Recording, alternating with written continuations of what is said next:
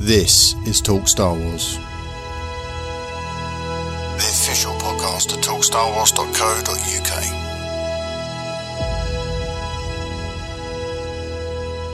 Hey everyone, welcome back to Talk Star Wars. I'm Mark. I'm Stephen. And I'm Rob. And there's no Paul and we this are week. The three amigos. We are the three Musketeers because the small one. That's what I did hear that right, didn't I, Rob? I'm not sure now. The small one is camping, so he won't be here. I don't think he's here next week either, if I read his message correctly. He's off to Cannes, so I imagine he's going to be there for a short while. So. I didn't get his holiday. Is he launching that's the why I'm film, confused. I think no, it's weird, isn't it? Cannes nice. I've been there once. Have you really? Just the one. I've never been. Yeah, I went there once. I would like to go.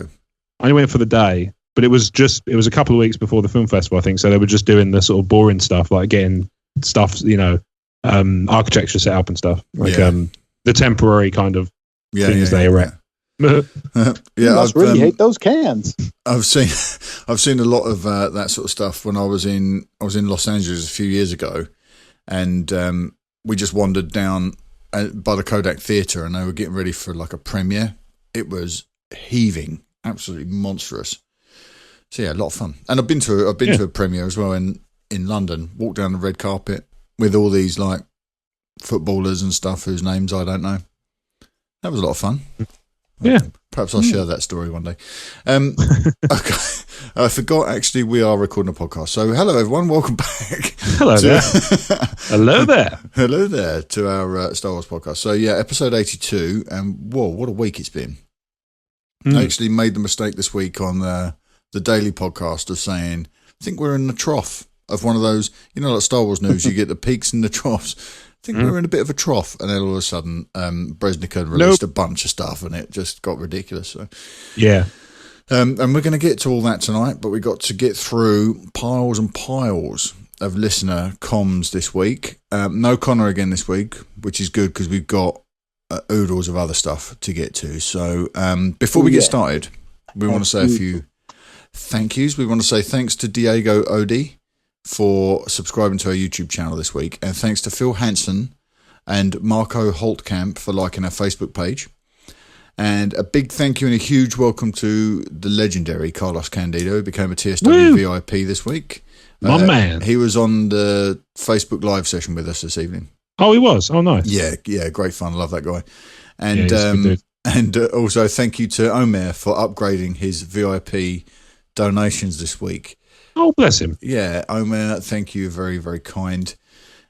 Stephen just did a naked drop-in on his video stream there, which is deeply disturbing. Disconcerting. Those speeder bikes were everyone leaving town because Steve's on the midnight stage. A flash of nudity. All right. We didn't get any reviews this week. We used all of our reviews last week, I think. So we had a good week. We had a good week last week. So we had 3 5-star reviews. Don't forget to take advantage of our Ron Burgundy policy. That means whatever you write in a 5-star review we'll read verbatim, as long as it's clean.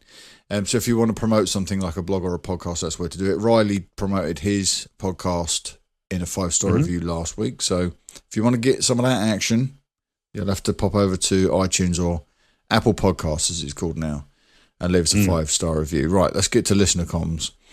We've got lots and lots of stuff in here this week. So you can send your questions and comments to us via Twitter, or you can send us something via Facebook, or even attach an MP3 to a voicemail. Attach an MP3 to an email, and we'll use it on the show as a voicemail. If you send that to talkstarwarsinfo@gmail.com, it is good of us, I think. Yeah. We have one voicemail this week, which is a lot of fun. Okay. All right, let's kick things off with Jared Peppard's question. Would you like me to take this one? Go for it. Yeah. Let's get things going. So, hi, gents. The one character from the new films that I really can't buy into is Finn. His backstory just doesn't seem to fit his personality. Being an ex-stormtrooper, I would expect someone a lot more militant, efficient under pressure, and capable and confident of a lot of the tasks he reluctantly takes on in the film. Seems to just about get through by pure luck or chance. I'd have to agree with some of that. Do you think this could be an oversight by the story group, who already had Finn's character planned out before wanting and deciding to make him an ex-stormtrooper, or do you think he does come across in that way? Thanks, Jared. Okay, breakdown. How do we feel about Finn, The Force Awakens? Do you think he was fully formed when they started writing the film, or is there any inconsistencies I never there? really thought about it before. I always assumed that the stormtroopers, as they weren't clones anymore, were all of varied characteristics. So it never really occurred to me, to be honest. But I take on board what you're saying. I'm not sure if there were any extra curricular, for want of a better term, reasons why obviously that character and that actor were in the film. Okay. Maybe it was a quick decision and it wasn't formed properly, but it's not something that's glaringly obvious to me, I must say. Rob? Yeah, I'm kind of with Steve on that one. I mean, I didn't notice the problems with it until it was pointed out to me, but then as soon as they were pointed out to me, I instantly understood what they meant. The person who said it to me, they said, they didn't buy. It wasn't so much they didn't buy the change. He'd been through so much indoctrination and stuff, and on his first mission, he can't even get through a single mission. I just find that a little bit, once my friend pointed it out to me, I sort of went, oh yeah, I suppose that doesn't really make a lot of sense. Mm-hmm. But like I say, it didn't bug me at the time. I mean, I ended up seeing that film quite a few times at the pictures, and it didn't bother me enough to ruin my enjoyment of the film. Yes, I went to a couple of talkies. I like the fact that you say pictures. That's what I call it. It is. It's charming. It is charming. Yeah, I like to think I'm charming even when I'm not funny. So, but yeah, like I say, once it was pointed out to me, I noticed it, and it did kind of grate on me a little bit. But I don't think it's a film breaker. No, I'm far more kind of. Well. It is a bit. I mean, I'm far more kind of, as I've mentioned before, I'm far more averse to the way they've kind of stacked Rey's power deck. For now, at least. Maybe we'll find out why he's like that in the next. Maybe, one. Yeah. I mean, it may be that there's, again, it might just be. I mean, they could always sort of not cop out, but they could always explain it away with it's the will of the Force and stuff, which is fine. Do you think the indoctrination might be because he's Force sensitive? And the lack of indoctrination, rather. Yeah, it could be a possibility as to why it didn't stick. I mean, everybody's got a little bit of the Force in them. But I don't know. I mean, we still got 2 more films to find out what's going on with everybody involved. So, much like Rey, I will sort of wait and see if there's more to it. Yeah, there's a lot of. I've heard this comment about Finn a lot since the film came out, and I think a lot of people have jumped to a conclusion about what these stormtroopers are, who they are. In light of what we saw with the clones, and being that they're not clones, that they are just kids that have been raised to be soldiers, it seems to me like I understand people's expectation that they would be conditioned into being militant and thinking into the terms of the First Order, but we are seeing a lot of separate identities. We're seeing a lot of nicknamed characters. Getting a lot of backstory for these people, and they have more of an identity than any of the stormtroopers we've seen before, because we didn't really get that much of an insight into the OT stormtroopers, did we? We knew that they weren't clones anymore, but we didn't know much more about them than that. So I think, we're being shown that these guys are more individual, and perhaps there are more free thinkers in there than we've come to realise at this stage. I'm sure many of them think that they just stick with it because it's all they know and they feel safe. And some of them probably think, the First Order's doing the Lord's work because it's a governing body that they fight for. Yeah. But every now and then somebody inside will think, I just need to get as far away from this thing as possible. And they become the real world, they become the Star Wars version of real world deserters who just think, I just can't be doing this anymore. Yeah. So, it's not, I don't think that they necessarily all need to have been.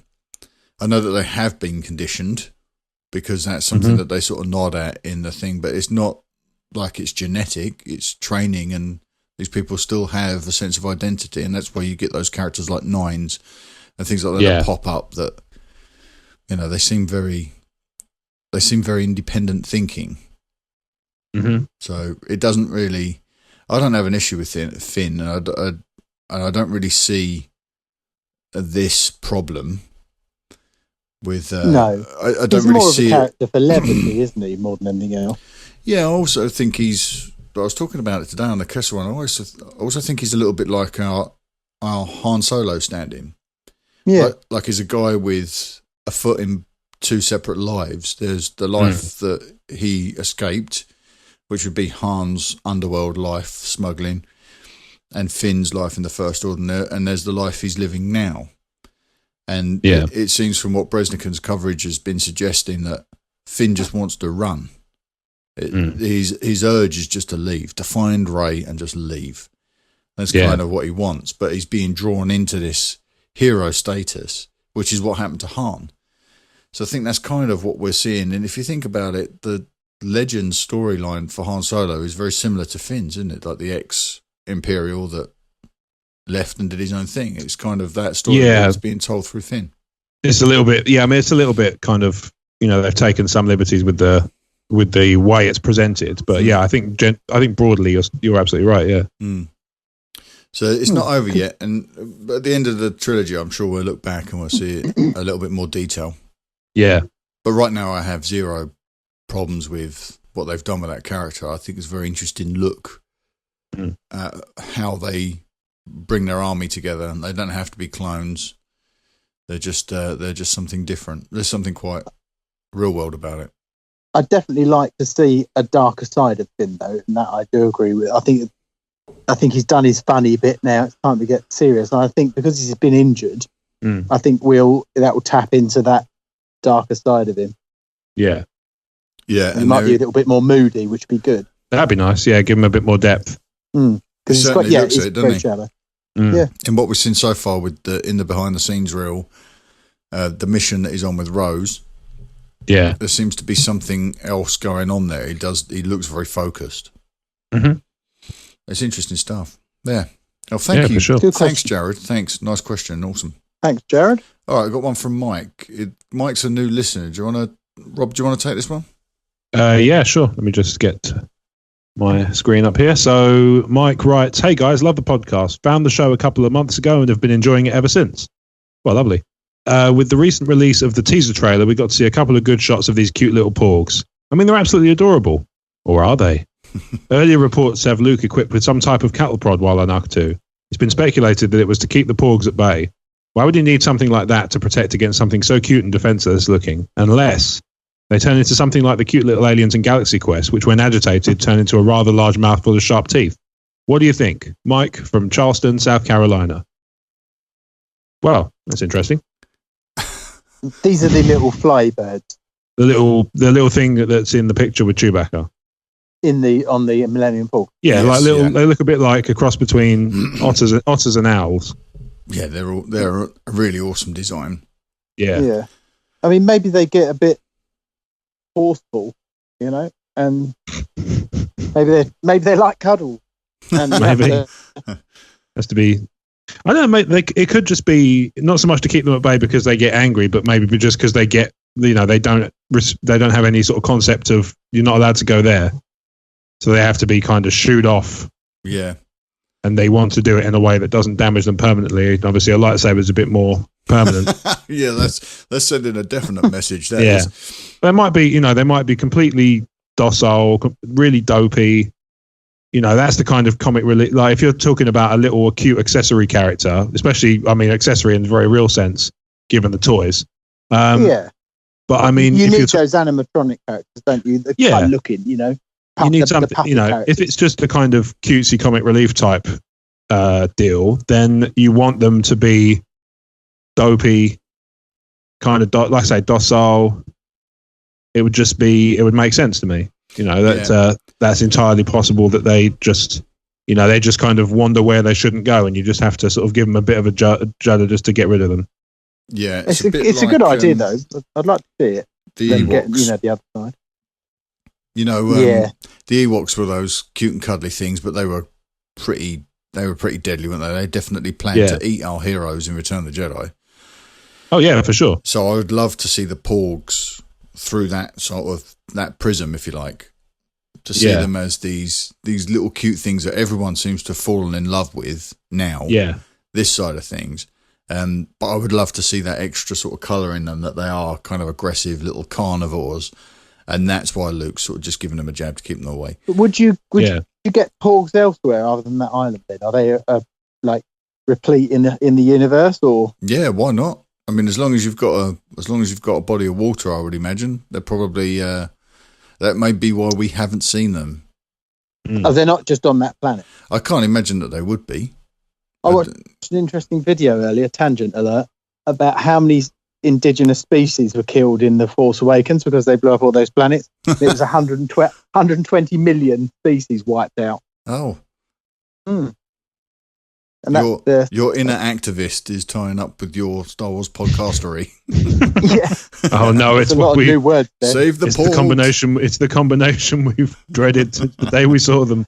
Maybe they'll land on the planet and then they'll come down and they'll assimilate Luke. We are the porgs. Yeah. There's been We all will these share your distinctives with our own. all these things out, all these joke meme T-shirts and everything out there now, aren't they? Like the porg resistance is futile. Oh well, that's just ruined my joke. Then I'd not original at all. No, not at all. I like the idea that they could turn out to be really aggressive little things. I'm starting to get the impression with some of the reveals yesterday, particularly about the caretakers, that the porgs are going to play less of a part than I'd initially imagined. Yeah. Because in the early chatter about the role that the porgs had on the island, I think most of that now is going to go over to the caretakers. Yeah. That the caretakers may be the ones that are force sensitive and the porgs may not be. You know, that kind of thing. So it literally might have just been a cute looking little creation to explain away the presence of all the puffins in the shots. Yeah. And they may not go a lot further than that. And there's one, like they'd probably get on the Millennium Falcon when it's landed, and that's why there's one in the cockpit. Yeah, he's the dash porg. Yay. Thank you. Yeah, no, I'm into this. I like it. I hope that they do turn out to be vicious little Galaxy Quest-like things. I like that very much. Yeah, I'd be all right with that. As I say, my gut feeling is that they're dopey and don't know when to bugger off. Yeah. No that's boundaries. My gut. That's my gut says they need to just be like shoo, and the easiest way to shoo them is to electrocute them. Yeah, especially if there's a lot of gently jolt them. What if they're like gremlins? Yeah, maybe. Tell you what it could also be as well. They might be if they're all kind of got a shared telepathy. Shocking one might make the others bugger off. Yeah, I'm basing that on absolutely nothing. So yeah, but that would so I work. say Rob's got a new porg theory. I don't. It's just a passing thought. A flock of porgs, all acting as one. Yeah. Yeah, that could be very interesting. I know. Oh, that's a great question. Thank you, Mike. Nice to know that we're reaching people in South Carolina. That's always cool. These colourful places we end up going. That's amazing. Oh, for sure. It's awesome. Thanks for writing in, mate. Send in some more. Just wish we could afford to go and visit them properly. Yeah. Rather than just invade their ears. Oh, my. Ooh, right. We've got a voicemail from Marc Airy, and Mark says this. So, I have a theory on the porgs. Okay. What if they are force sensitive, but they can block the force? We have seen this before in the Thorn trilogy. The name escapes me at the moment. Mary or something like that. Well done. Anyway, I digress. I came to this conclusion for a number of reasons. Why couldn't anybody find Luke, sense him through the Force? I know Vader couldn't find Luke back in Empire Strikes Back, but once he was focused on the planet, he knew he was there. If indeed Luke has taken the vow, where better place to go than somewhere that he couldn't use the Force? As a lot of people have mentioned in the trailer, there's a lot of training scenes, but all the training scenes are to do with the lightsaber and dueling. Yes, there is a scene where Rey is raising some little rocks. Oh. But this doesn't seem overwhelming use of the Force. It could be in a section of the island away from the Porgs. Who knows? I may be totally wrong, and I probably am. But it's just a little theory. There's some other reason that Lucasfilm are using these Porgs. I know that they were trying to get away with the puffins. They're trying to... we couldn't wipe them all out. So yeah, Steve would have been there protesting Porgs instead as characters. And it's not just merchandising, hopefully there is a story reason why they are here. But it should make for an interesting battle with Kylo Ren and his Knights of Ren. It should balance the fight out. So what do you think? Just let me know. Totally debunk it all. So have a great show, guys. See you later. Thank you, Mark. Yeah, so what do we think? Are the Porgs Force-sensitive little beasties that help suppress the Force? I really love that. Yeah, he's right about the Salamiri, and I think that's how it's pronounced. He's spot on. Obviously, he knew what they were. Mm-hmm. I don't recall. I know. Apparently in Thrawn, I think it's in Rebels. There's a statue on his thing that looks like a Salamiri. It is, yeah. It was a reference to that, yeah. But are they now back in canon, or are they? So the canon, the only thing that's left on canon is that he has a statue of one aboard the Chimera. So there's nothing in there anymore in the proper canon about whether or not they're suppressing the Force or anything like that. So that ability might pass to another creature, you think? Yeah, I think I was reading something earlier about how they're kind of picking and choosing what they borrow from the thing. The person I was reading was being a little negative about it, but then in the context of what they were writing, I could sort of see where they were coming from. But I can definitely see that sort of thing, because let's say they're very much kind of pick and choosing because they've legendized everything. Mm-hmm. That's a word now. Deal with it. Yeah. Because they've legendized everything, now they can pick and choose what they want, and as a result, everybody's happy, except the people who aren't. Yeah, and this got away from me a bit. And this got away from me a bit. No, you're doing just fine. So you think that Mark could be onto something here, that the Porgs could be the stand-in for that creature, that they are kind of capable of suppressing Force use? It makes absolutely perfect sense in every way I can think of. Otherwise, what's the point of them being there? Well, quite. And the only other thing the only reason I can think of it there being a little bit more to it in terms of they're there for another purpose is that we're seeing them turn up in other places, like with Chewbacca and that sort of thing. So they're going to be in the story more than just money. Yeah. What do you mean, Steve? Like, put them in instead of trying to take out the puffins digitally? Yeah, I agree. I think that it would solve that problem in terms of the production. Absolutely. Yeah. I also know that Ryan was quite taken with the puffins when he was on Skellig Michael, and he thought that they were sweet, and like this is his answer to that, putting a creature in there that's cute and cuddly, or maybe not so much, as we've just been discussing. They don't look like puffins much, though. They're a lot stockier. No, so but I think if they are covering them up, steroid puffins. No, you're talking about explaining any background activity. Like if you see something in flight in the background, you can then explain it away in universe as being, that's just a pork. But what do you reckon, Steve? Force suppressing creatures? I think that they're not suppressing the Force as in you can't use it there, but I think they're suppressing the inward look through the Force. So they're his presence in the Force, you mean? Yeah, I think there's forces everywhere there, and it's masking Luke's presence. Yes. Okay. Absolutely. Because the one thing I thought about when I was listening to Mark's voicemail is if the Porgs are everywhere on this island and they're suppressing the ability to use the Force, it's a strange place to build a temple. Yeah. The first Jedi temple. That's true. Unless they migrated there from elsewhere. That's also possible. Although they might have been drawn to Luke. unless they're hyperspace birds. Hyperspace creatures. But they could be masking the presence of others in the Force. If they do have a significant midichlorian count, if they are a huge part of the Force, it might be a nice shadow within which to hide a temple. Well, actually, do you know there are hyperspace creatures? There's the Purgil in Rebels. Yes, yeah, like the so whales. They're a real thing. So you could presumably travel along with those, or kind of through their slipstream, as it were. Mm-hmm.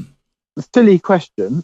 Yes, but if they are with the Force, these birds, and they do project a Force presence, and a lot of them would project a huge Force presence that did mask Luke. Right. Surely they would be drawing attention to themselves as, oh, look at this massive Force presence in the universe. Well, it depends. We don't know enough about how it works yet, but we know that there's kind of a precedence for it in Star Wars because Yoda was hidden on Dagobah. Yeah. There was something there that masked his we spoke place. About Isn't it just huge? Isn't it hugely populous volumes of life? That huge can also amounts of do life that? form, and he was also near a dark side tree Nexus, wasn't he? Yeah. So, but then if there's porgs everywhere, the point where they're absolutely everywhere on this planet, then their sheer life force alone might be enough to mask him. Yeah. But I like it. I really like the idea. I don't want to sound like I'm down on it at all. No, I think it's very emotive. Yeah. I think until we heard about the caretakers, just yesterday, I had considered that there might be creatures there that were suppressing a Force user's place within the Force, so hiding them, if you like, and like cloaking their presence within the Force. That's the actual words I was looking for. Yeah. Now that they've introduced the there's Steve naked again. Now that they've introduced the caretakers, I think that perhaps they are fulfilling that function. Yeah. That they are the ones that are they're hiding the temple. They're maintaining it. We know that they're maintaining it. They came out yesterday. Yeah. But it makes me think that they're using their Force ability to hide the temple. Okay. And by extension, anyone in it. But yeah, I like the idea that a flock of I think there's porgs, something's happening with them, and it's not going to be incidental. No. But they're going to have to explain it away. I don't think the life thing's right because the life force. What's the planet? The planet in all the prequels with the city cut basically Coruscant. one big.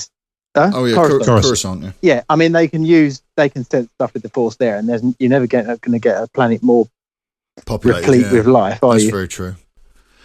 So true. But I like the other ideas. Very good. Well done. Good question. Yeah, I like it. I like this line of speculation of taking things that I like it a lot from also. legends and sort of translating it into new canon. Yeah, it does make a lot of sense. Thank you, Mark. Thank you very much for your voicemail, sir. Thank you very much. Okay, Steve, do you want to take Ian Jolliffe's question? I certainly will. Hi, chat. In episode 80, you talked about Rey's expectations of Luke not being met. You sensibly inferred that this might mean Luke is totally disinterested in getting involved or training Rey, at least at first. If this is indeed the case, my question is, what on earth can Rey say to Luke to make him change his mind? Or perhaps he obtains other information through the Force, or a possible visit from the Knights of Ren forces his involvement. Great to hear your thoughts. P.S. As I write this, I haven't heard episode 81 yet, so you may have got this point specifically.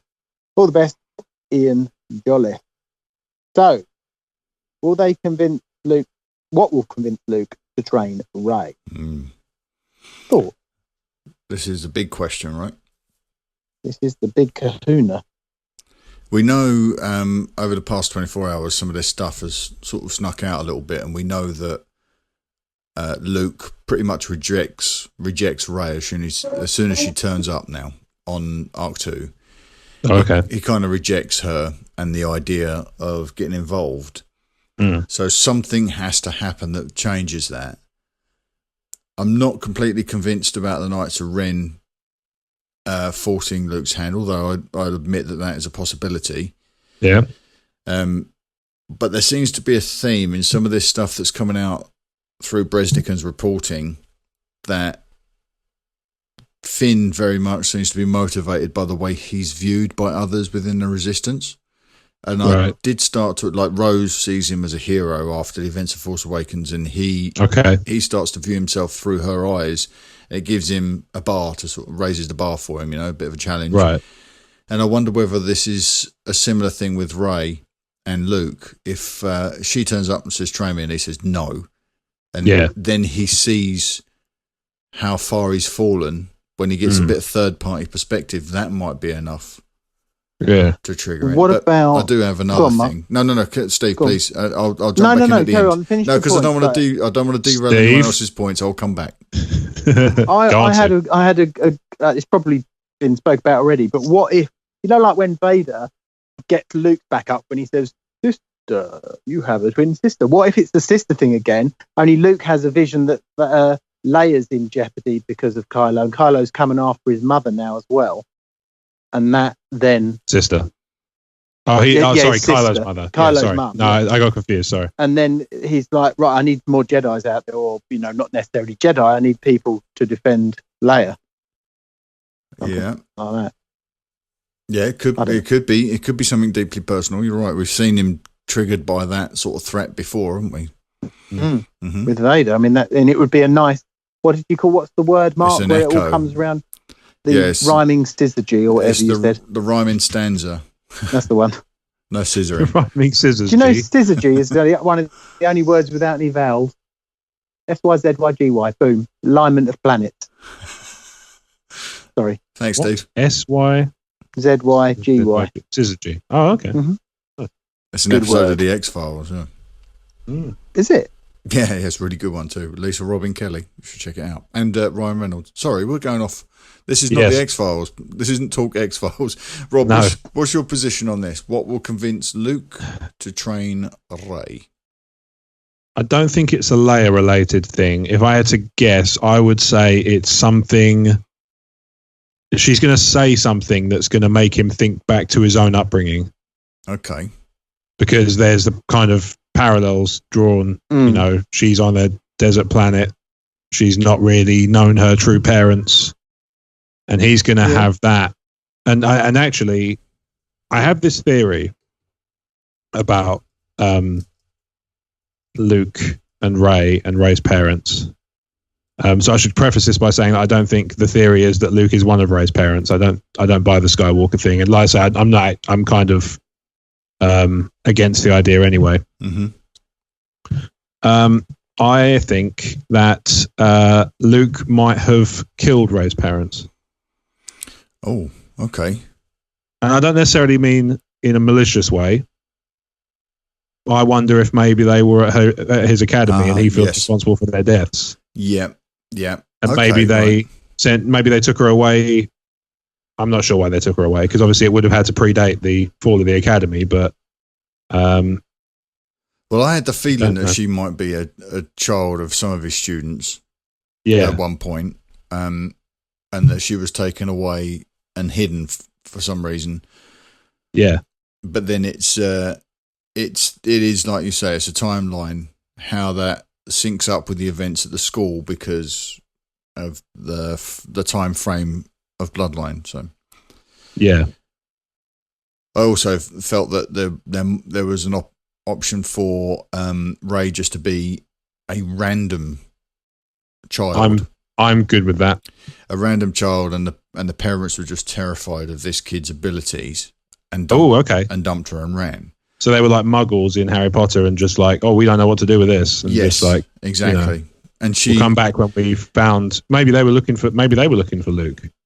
Maybe they were looking for somebody who could help her control it because because she was kind of doing that sort of raw power rubbish stuff. That we don't know what's come out since the fall of Luke's school. Now we know that there's already been a huge purge in history, the Emperor's Purge after Order 66. So we know that it's kind of a famous thing in the galaxy that the Jedi were hunted down and slaughtered. So it might be that people, if they suddenly find that they've got a Force-sensitive child, think, oh, let's get rid of it. Let's hide it somewhere so that it's safe, but let's keep it away from us so that we're safe. You don't know what after the fall of Luke's school, Snoke might have decreed any Force-sensitive child will be killed. It's a very biblical kind of thing, like the firstborn or something. So there could be some of that to it. But I'm starting to get the impression that one of the things that came out in Breznikan's reporting yesterday was that Luke made the mistake of thinking that Ben was the chosen one. Right. And then missed Ben fall to the dark side. Yeah. Now, we know that it's not the chosen one, as in Anakin wasn't the chosen one and Ben is. Because we know that's not the case. We know it's not the case, but it could be that it's a generational thing, or there are multiple prophecies that tell of... Yeah, it could be a new prophecy. Tell of Force-born children who will emerge to fulfill a certain role, and Anakin's done his part. I would argue that, and we've mentioned it on this podcast before, that Luke may also be one of these chosen ones, but he's more like an activator. So he had to be involved with Anakin and able to allow Anakin to fulfill his destiny. Yeah. So he might have done some research and felt that he knows generationally that there's going to be another chosen one born of the Force. He thought that was Ben, and he couldn't see past Ben as an option when really that chosen one is Rey. So this is a long way of saying I think that what might happen is he might suddenly realise, he might recognise something in Rey and think, this is the child I was looking for. Yeah. It wasn't, all this time it wasn't Ben. It was in fact Rey. And that might be enough for him to think, that's it. This is the one I need. Sorry, Steve. That's all right. Do you think that as far as the way this is going to happen is that he might well think that, but obviously something's got to happen to get him there. And the point at where he's at the cave exit and he says it's time for the Jedi to end is when she's been unconvincing. And he's like, no one else is going to die on my behalf now. How Han's gone. Yeah. I want nothing to do with any of this anymore. I've lost the temple. It's time for the Jedi to end. Yeah, I think that's probably true. That's probably what it is. And then it turns around because of something else that happens. Yeah. Maybe to do with the mission that Finn's on. There are a ton of options, aren't there, right now? I like, Rob, you had a theory at the start that he was saying that we got that line out of context. That he was saying to Rey, well, if you're going to fail, then it's time for the Jedi to end. If you can't step up and deliver, then it's time for this thing to end. But what he's trying to motivate us so that he can actually rebuild the Jedi Order. Or it could be that he sees the Jedi Order as being deeply flawed, and he thinks it's time to put that to bed now, and something new needs to rise up out of the ashes, something that isn't committed to midichlorian counts and have one Padawan and don't marry, don't have children, all of that stuff. He's going to let that all fall away and allow something new to replace it. Yeah. It could be any one of these things right now. It's hard to get a read on what Luke's position is on the Jedi without having seen this film yet, or without expanded material exploring that concept a little bit more. So all we've got to go with now is that Luke travelled after Return of the Jedi, found the first temple. Clearly, he's educated himself in the ways of the Force. He's built a school. He's trained people. He didn't see Ben for what he was. He thought Ben was this chosen one. He didn't see him for what he really was, and it cost a lot of lives. Yeah. So I believe what he's done is he's gone to Ahch-To to take the Barish vow and sit things out. And as I've just learned in the Vader comic, a Jedi can declare the Barish vow over, which I think is what we've seen with Obi-Wan when he takes Luke off world. And what I think we're going to see now with Luke is he's just going to say, right, that's it. That's enough. That's the end of the vow. I've got to get back into action because inaction is going to cost lives. Even though that seems to be the nature of what the Barish vow is. that even if it is costing lives, you remove yourself from the equation. Yeah. So whatever happens has to be enough to pull Luke out of that state, out of that vow. And I think for him, I think it'll be realizing who Rey really is, that she is the subject of a prophecy. Maybe. Yeah, so I'm all right with there being another prophecy. I will not, I don't care what the justification is. If they turn around and say, "Oh, the Lucas prophecy, Lucas is wrong," then they've lost me. Yeah, they won't do that. G-level canon is completely safe, I think, but it would be interesting if there was more. There were more prophecies, and it does open up an awful lot of options. Yeah, and I mean, like sorry to interrupt. But just in Potter, they've got that whole hall, that whole room in the Ministry of Magic that's a hall of prophecies, and it's tons of the stuff. Yeah, I can't imagine that there's only one prophecy ever in the history of the galaxy. And that one that was the centre of those films, it could have been read to have referred to either Harry or Neville. Yes. So there could be something at play here where the conditions around Kylo's awakening as a Force user may have been similar to the conditions in the prophecy, and Rey's may be exactly the same. You said, I mean, the prophecy. You mean the prophecy that Luke is referring to, the one that's relevant in this situation. Yeah. So, so there might be one that's like, a new evil will rise, and then one who is born of, I don't know. Yeah, it could be. He would have been sitting there with a checklist, thinking, "Oh, hang on a minute. He seems to check all of these things." Meanwhile, she's off on Jakku. She's ticking boxes like there's no tomorrow. But he's not seeing that because he's not looking any further than Ben. He can't see past Ben. It's confirmation. He's got confirmation bias. Yeah. He's only seeing Ben as an option and not looking any farther afield. But meanwhile, Lor San Tekka and the Church of the Force, they've probably seen exactly the same thing. I imagine Lor San Tekka's aware of that prophecy, and it could explain their presence on Jakku if they found her and she seems to be the one. Yeah. It could be, the Church of the Force thing could be him and Luke kind of, agreed to disagree and went their separate ways. Yeah. So Lor San Tekka goes, I think it's this, I think this girl here is the one we're sort of looking for in this context. And he'd be like, no, I think it's Ben. And it's like, all right, well, I'm going to go and look after her, make sure she doesn't come to any harm. Yeah. Because I think she, like you say, if there's this new, if there's a new prophet, a different prophecy that kind of talks about it in different ways. And if, they just kind of disagree on who's the subject, like you say, because that's the thing, the Jedi didn't have anybody to kind of call them on their own ideas. Nobody would sort of come to them and say, you're full of it, mate. No, the closest we got was Qui-Gon. Yeah, this is it, and they wouldn't hear it. So I kind of, I'd swing with, like I say, I'd swing with there being a different prophecy that's completely distinct. Maybe it comes up in the middle, between Jedi and Force Awakens, or maybe it's an ancient one.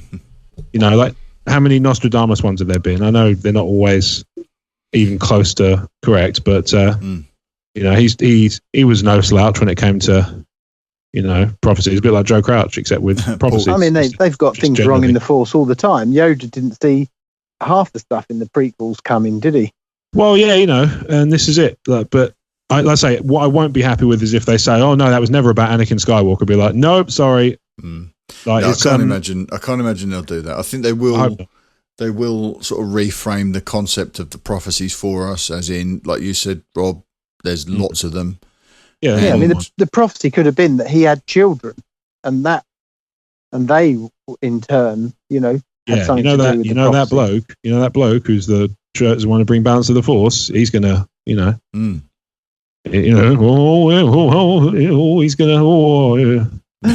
my god! I don't know why Jimmy they work in a bawdy 1970s hospital, but do you think Jimmy Savile's going to be in it? I would hope not. Yeah, I doubt. I don't think they got enough. They got people waiting in the wings with Star Wars to have a pop at it for anything. I don't think they're going to give them an easy one. Yeah, it could be a CG recreation of Savile, but I doubt that. Let's hope not. Yeah. So I'm going to go with what will convince Luke to train her. I'm going to say a realization that she is actually what he thought Ben was before Ben fell to the dark side. And when he realizes that she's the real deal, that's enough for him to end his bearish vow and train her. Yeah. Oh. Boom. Someone's head fell off. Okay, should we move on to Katie's question? Are we done with Ian's? I think so. Okay, lovely. Thank you, Ian. Thank you very much. Okay. Cheers, mate. Katie sent us a question. She says, now we all know of Anakin's tragic fall to the dark side, but if we had a choice to bring anybody else from the light side over to the dark side, who would we choose? I think Katie's showing her allegiance there a little bit. I'm basing mine off of skill. I would choose Ahsoka. She's an awesome fighter and very deadly with her 2 sabers. Yeah, I mean, if they flipped Ahsoka, I think an awful lot of people would be in trouble. That is a really good call.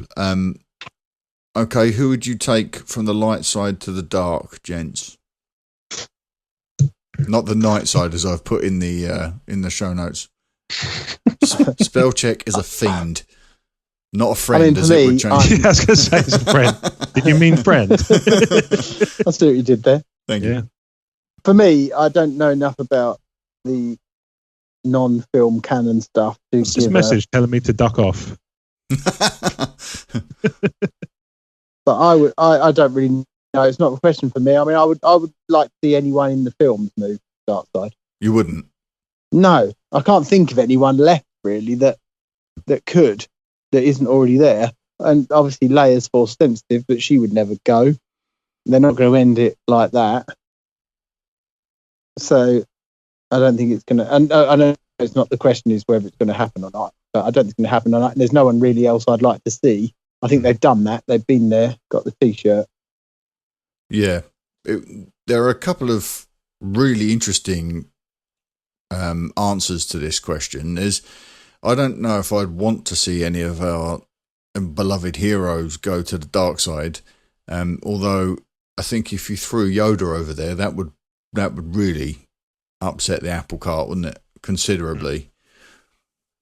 Somebody that powerful, or Mace. Yeah, and Mace is probably wandering a little closer to the dark side than many of the Jedi. Are we talking retrospectively? Which is just like an Elseworld type thing, Steve. An Elseworld, yeah, I see what you mean, yeah. Like who would it? Like she's chosen Ahsoka, and we know that would never happen. Yeah, but a dark side version of Ahsoka would be badass. I kind of think Yoda would be interesting, just off the back of that Clone Wars episode where we saw him sort of fighting the dark side of himself in a vision, the Fourth Priestess. Yeah, very much so, except he broke fewer bottles with peanuts. Rob, who would you choose? Qui-Gon. Oh. That'd be fun. Yeah, that would be fun. Yeah, that would destroy that character, wouldn't it, completely? Yeah. Who would you like to see come from the dark side to the light side? For me, it would be the guy who got chopped in half. Maul. Maul would work. Well, why not? I'd swap Qui-Gon and Dooku.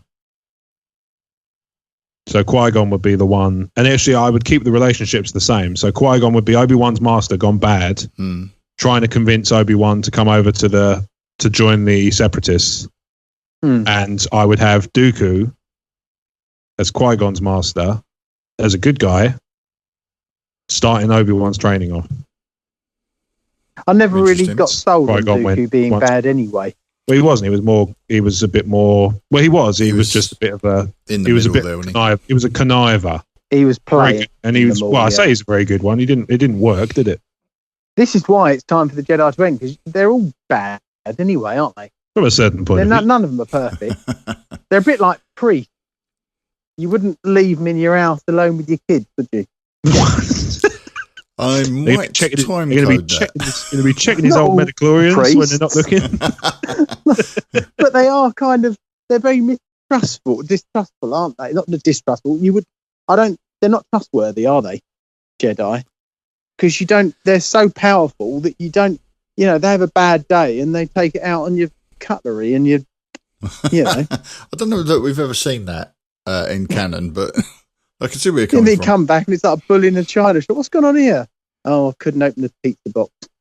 So I got the ump and I destroyed your house. The biggest problem with the Jedi that we've seen is I don't think they were really working. I don't think they were really working at their full capacity, because when we joined it, there was already this dark side clouding everything, and the only person that could see past the dogma was Qui-Gon, and everybody else seemed to be performing at a deficit. Yeah. But to address the question you threw out, Steve, bringing someone over from the dark side, for me it would be Dooku. It'd be very interesting to see just how far he is into the Sith way of being. I think he did everything Sidious needed him to do. He was only there to fulfill a function, and I think he did that. Mm-hmm. And clearly Dooku had an agenda of his own, and I think it was very close to what Anakin's agenda turned out to be. Yeah. But I would like to pull him back just to see how he worked, how he thought. It might be interesting if we could get a look inside some of that in a little bit more detail. You know, not the character we saw in the Clone Wars, because that was still like that was still the machine ticking, wasn't it? That was still the Sith machine. The plot was ticking through him. But I'd be interested to see that character pulled back from the darkness just to see what he didn't seem that far over, did he? It seemed like he could come back.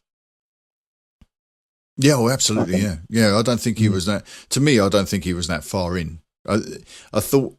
I've always said I felt that Dooku thought he could use the dark side as a means to an end, and then when he got what he wanted, when he'd imposed the order he wanted, he could switch it off and go back. Yeah, I don't think he really understood what he was messing with, you know.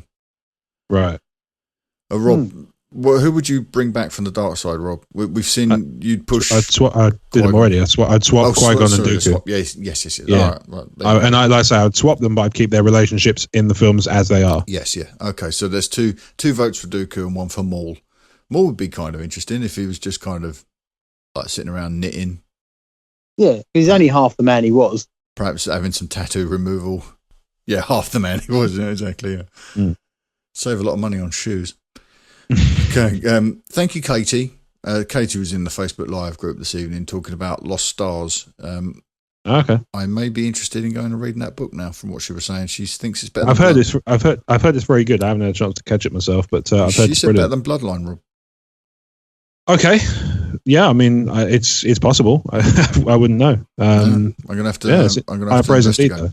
Indeed. Yeah. All right. We have one more. We've got one more listener question this week from Jared McIntyre. Okay. How many have we read? Who's up next? I'll do it. Go for it.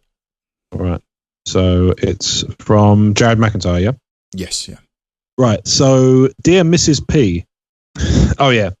So it's actually just Mr. S today. Yes, indeed. Yeah. Or Ms. R. There you go. Here's a bit of a multi-parter. We've been introduced to the bleeding Kyber concept from the point of view of a former Jedi in Ahsoka's book. With that in mind, could the Jedi also be bending the crystals against their true will, but perceive it differently than the Sith because of the pretty blue, green, and purple hues? You've discussed before of how Mace Windu might have bent his crystal a little too close to the dark, giving it the infamous purple blade. Obviously, the Jedi wouldn't teach that their method of harnessing the crystal's energy could potentially still be slightly against the Kyber's will. Could the new white blades we see from Ahsoka Tano be closest to the Kyber's natural state? Do the crystals long to be wielded by altruists and not by dogmatic followers on either end of the spectrum? Do they even want to be weaponized at all? Let's just leave the Darksaber out for now. Well, it's legend, so you can if you want. Sorry, yeah. I'm thinking of Darksaber as in the super weapon. But, yeah, okay. I like to think that until now we've been presented with stories from a certain point of view, told from the winners in Star Wars history. With the upcoming additional canon content and who knows what's happening with Luke in The Last Jedi, I hope we'll continue to learn new perspectives on how the new Jedi may or may not have been completely right in their assumptions, beliefs, and practices. I don't want major retconning, just new points of view. All that said, what in canon do you feel could be viewed in a different light based on the presentation of a new fact or a different perspective? Looking forward to hearing what you think. Porg willing, we may find out more in December. Sincerely, Jared McIntyre of the new Rob Public Clone Army. Boom! It's everywhere. The Rob Public is a thing. That's it. Scroll your screen up, Marcus. Okie doke. Thank We you, need Sausage. to. I think we need to just address this crystal thing before we get into other areas of canon. Sort of retconning other areas of canon, but the crystals, I really love. This question made me really think about the natural state of these crystals, because the crystals we saw in Rogue One were not coloured. Yeah. Right, the kyber crystals in the raw state, that huge crystal that we saw on Jeddah in the tank attack down in the like the little marketplace thing, that was clear, and the kyber crystal that Rey wears around the neck also clear. But when we've seen the Jedi retrieve, or the Padawan learners retrieve their crystals on their missions, they colour when they call to the Jedi. So when the Jedi find them, they've already taken on their hue, haven't they? Right. So the kids in the cave on Ilum in that Clone Wars episode, when they retrieve their crystals, they are already coloured. So to me, it could be that the kyber crystals start clear and transform into the coloured crystals when they have chosen a Jedi, basically, when they call to the Jedi. Okay. And then the act of bleeding the crystals from the colour, because they have to be taken from a Jedi. That's the new canon rule, right? The Sith crystal has to be taken from a dead Jedi. Has to be won from the Jedi, the way wizards win wands in Harry Potter. So there's more Harry Potter parallels. So the bleeding the crystals, they go from the colour that the crystal has adopted when selected by the Padawan, or when it selects a Padawan, depending on how you wish to interpret that relationship. Yeah. Then it's bled until it becomes red, and then Ahsoka restoring it restores it to its natural state of being clear. Yeah. So to my mind, it's almost like the crystal enters into a pact with the Padawan, takes on a colour, and then it takes on the red colour when it's been forced to do something against its will, and then Ahsoka is the first one to restore them in canon that we know of, restore them to their natural state. But we do see them in their natural clear state in Rogue One, so does that make sense? But it does. Sure. But I can't see there's any colour significance at all, because Luke's saber's green in Jedi, right? Yeah. Yeah. And both the Death Stars are green. Yep. So what? And one's bad, one's good. Why are the jets of energy green in the Jedi, in the what are they called? Death Stars. Death Star, yeah. So why? Well, I mean, we have spoken about this at length, but I'm not sure. Isn't it to do with just the way they're manufactured inside the hilt? Maybe. And like what Windu said, I quite fancy a purple one. Well, that Because there are no matron. That is a really good. I mean, the whole Death Star thing, Steve, isn't it? As you are so often want to do, it just really tears this entire question a new one, doesn't it? It's we know that the crystals that go up to the Death Star are clear because we see them transporting them. So it must be something that's done inside the weapon array in the Death Star that changes the nature. That, to me, would be something mechanical rather than something spiritual. I think it definitely is, isn't it? Because it's in Catalyst. They talk about Galen having to find a way to make the crystals produce the energy that, to sort of transmit the energy that fires. And the Jedi do a similar thing inside the hilt of the lightsaber, don't they? With the focusing crystal. Yeah. How they manage to focus that blade into becoming practical. But the crystal they have in their hilts is coloured, whereas the ones that went up to the Death Star are not. So there's something else at play there. Presumably those crystals don't change colour when they're installed in a weapon array. Yeah. And if they did, would they have been forced into that? So shouldn't the laser be red? I don't know. That's a whole new branch of thought that I hadn't even considered, Steve. What happens to them once they're installed in that weapon array in the Death Star. But when it comes to the lightsabers, I think they take on their hue for the owner, and Luke's crystal is the first one that he found. We don't know how yet. but Luke's was the first crystal that he found. Hmm. The Skywalker lightsaber, of course, he inherited. So, do you think there's anything to do with the age of the crystal? Maybe, you know, like crystals, as they get older, the minerals change and they fossilize, and they maybe as a crystal is aged, it goes through a spectrum of colours. That's a great idea. So, what maybe the clear crystals are newer, and the ones that the Jedi go and they're seek green, out maybe have been around a lot longer. The light in the I don't know, because Luke's saber, the green one in Jedi, was new, wasn't it? Because he's constructed a new lightsaber. Well, it's new. It's new to him, but we don't know what he obviously went on a trial to find this crystal, so we don't know how long that crystal's been waiting in a cave to be used. What colour's Yoda's one? Green. Green. That's green as well, isn't it? Mm-hmm. So's Qui-Gon's. So there was this years and years ago. A friend of mine, Ashley, and I sat in a bar. And we were talking about the colour when the Phantom Menace was first starting to be trailered, and we were talking about the different blade colours and what they might signify, and how it could be something to do with a Jedi's ability, you know. And you see all the badass Jedi, Yoda and Qui-Gon and Luke with green lightsabers, and maybe the blue ones, people that are less accomplished. Clearly, we're very cool sitting in a bar talking about this stuff. But sure, do you think there's anything to do with that? Do you think that the green blades? How accomplished you are? Yeah. How? Or maybe it's something to do with how deadly. Like that would account for the Death Star. How deadly the weapon can be. Like to be in green ones are to be feared. But they don't. Like, we didn't see them transporting the green crystals in Rogue One. That's the only thing. No, but maybe they're all clear, but the actual energy that goes through them comes out a different colour at the end. You know, it's not like a filter when you're shining a light through a piece of clear plastic.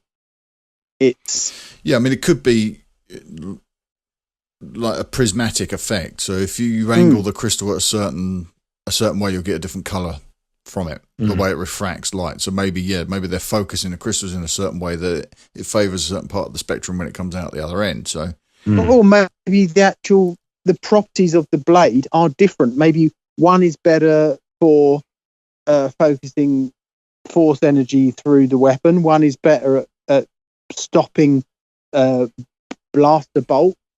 One is better as a weapon against other lightsabers, and one is better as a destructive beam. Mm-hmm. So maybe they can work their way through a prism, like you say. So isn't Obi-Wan's lightsaber referred to as Defender? So it might be a better, because that's his character as well. He's not really an attacker, is he? Yeah. He's kind of, so maybe that the colours have something to do with that. And that's why the anger one, is red. When somebody's more emotional, like Kylo or Vader. Well, definitely. I mean, I love the way we in fandom sort of dance around the real world solution, the real world reason for these things, and we try to sew together an in-universe answer for these things. We all know why Luke's saber was green and not blue in Jedi, and it's because of the special effects. But it also helps when you've got the red blade and the green blade, or the red blade and the blue blade. Helps you keep track of the action when you're viewing these things. But I do love these little exercises that we go through. We try and stitch together a mythology around those things. And to me, right now, it just seems like there's a lot of work to be done to piece together some of these elements of canon now. Now, the clear crystals we saw in Rogue One obviously come from Jeddah, a very rich, force-sensitive planet. Ilum in the mines, when you get the blue and the green crystals scattered around and the very rare purple crystals scattered around, they seem to be sat there waiting in their coloured forms. Maybe that's because there's been so much activity in those mines over the years by the Jedi. Like Jared's question here, are the Jedi imposing their will on these crystals? There's been so much activity in their minds over the years. Maybe those crystals have been polluted and they've changed colour because of all the Force activity around them. I don't know. I'm reaching now, I guess, but it is interesting to me that perhaps that is something that's happening here. That the blue and green and purple crystals are changing because of the influence of the Jedi, and they're not like a raw thing anymore. But there are a lot of options. It'd be interesting to get other people's input on this, wouldn't it? Yes. All right, let's jump over to the second part of his question then. What elements of canon can be retconned in light of new reveals in Star Wars lore? And in red text there's mine. I've been sort of playing around with the concept that the Sith might possess another living entity, and that's their version of the Force ghosting, is Force possession, so that they retain their physical form or a physical form. And it would retcon the rule of two, where instead of there being a master and apprentice to share power, it would be a master with a spare body. And that would be kind of retconning that rule of two, that all the while everyone's thought, the rule of two is one to have power, one to crave power. And that works to dupe the apprentice, but all the while the master's just thinking, if I need to switch bodies, I can switch bodies because I've got this. I'm all set, yeah. Yeah, I've got one sitting right next to me. Obviously, with Sidious use the rule of two so he can populate.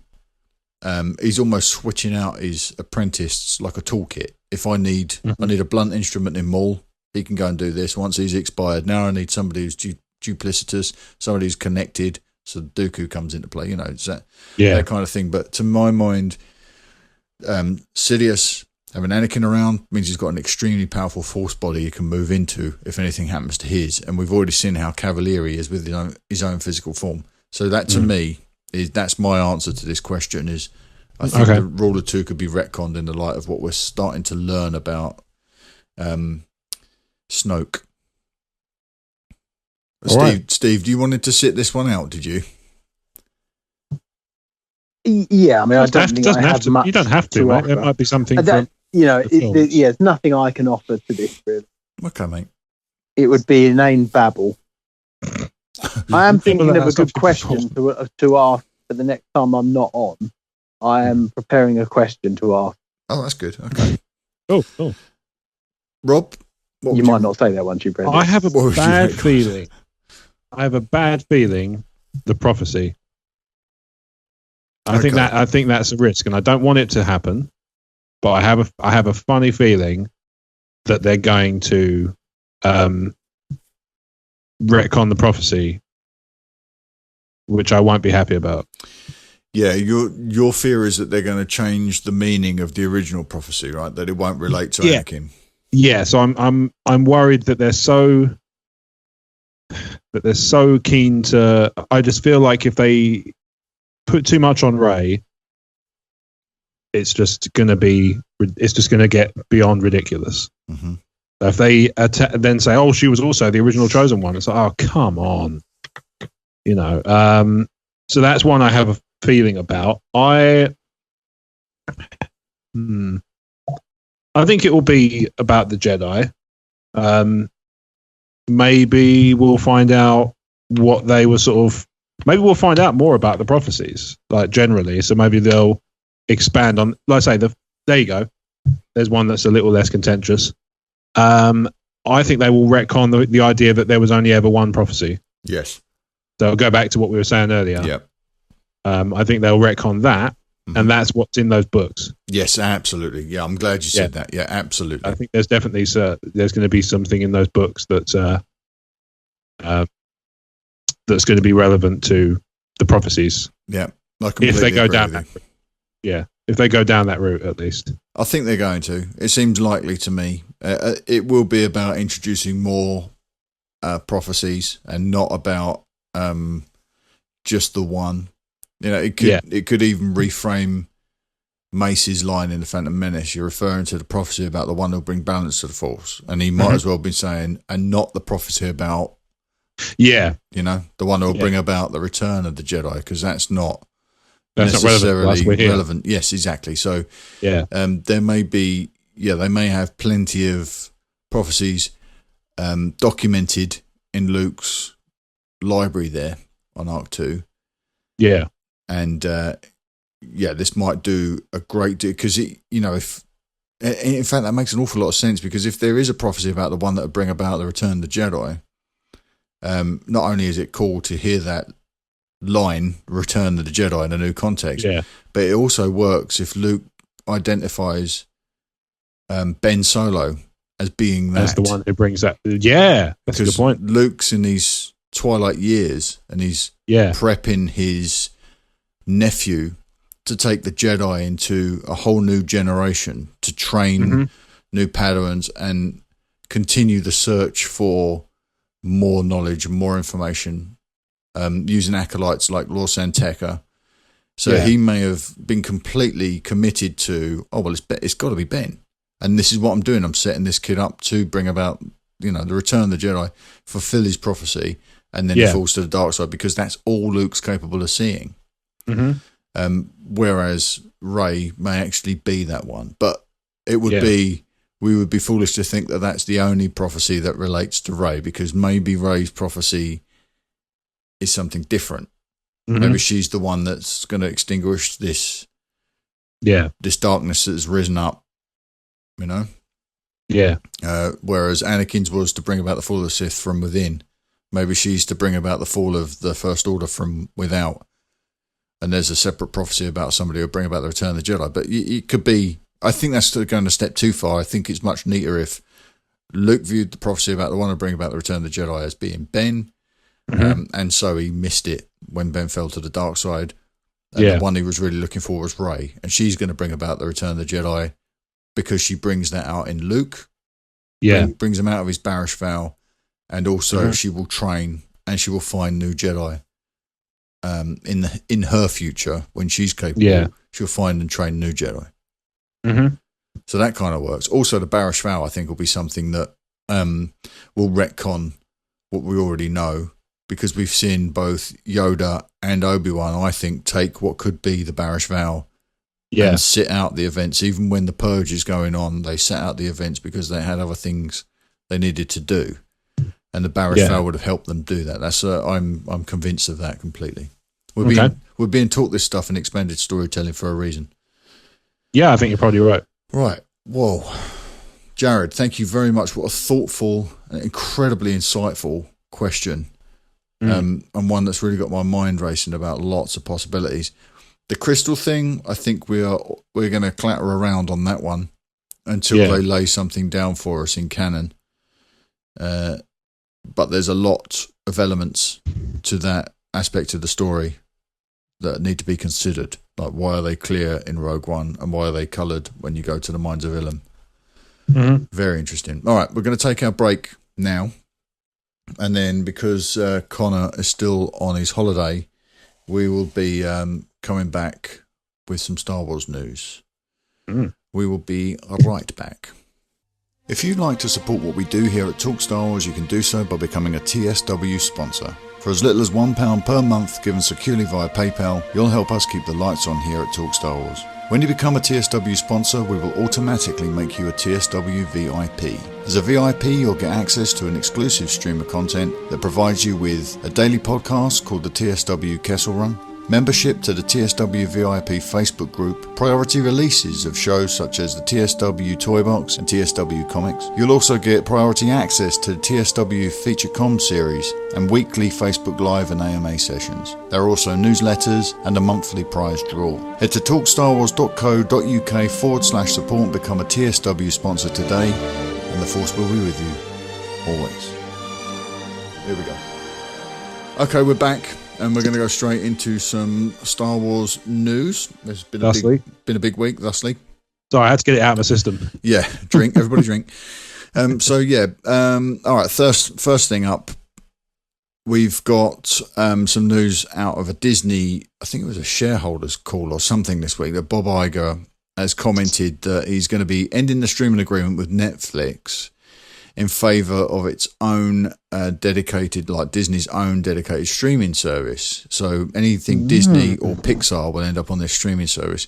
But they're undecided as to whether or not Marvel and Star Wars, whether there's enough crossover to justify making that a part of the Disney service, or if they need a dedicated Marvel and dedicated Star Wars streaming service, Blimey. independent of each other?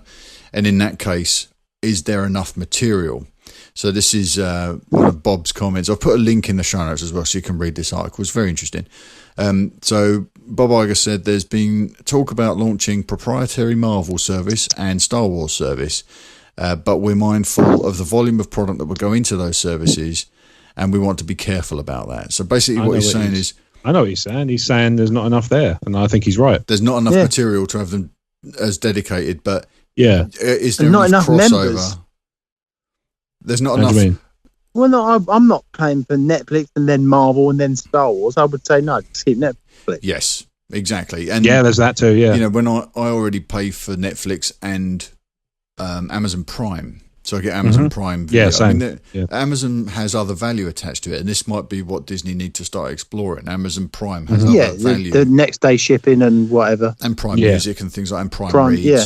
So there's a lot of stuff that Amazon attached to their extensive catalogue of material, and there's an awful lot of perks involved with that. But with Disney, if they're going to separate, if they're going to branch off from these streaming services and have their material, their back catalogue of Disney movies and TV shows, are the people that buy into that, are they really going to be wanting to spend that money or perceive to spend that money on Marvel and Star Wars if that's not something they're interested in?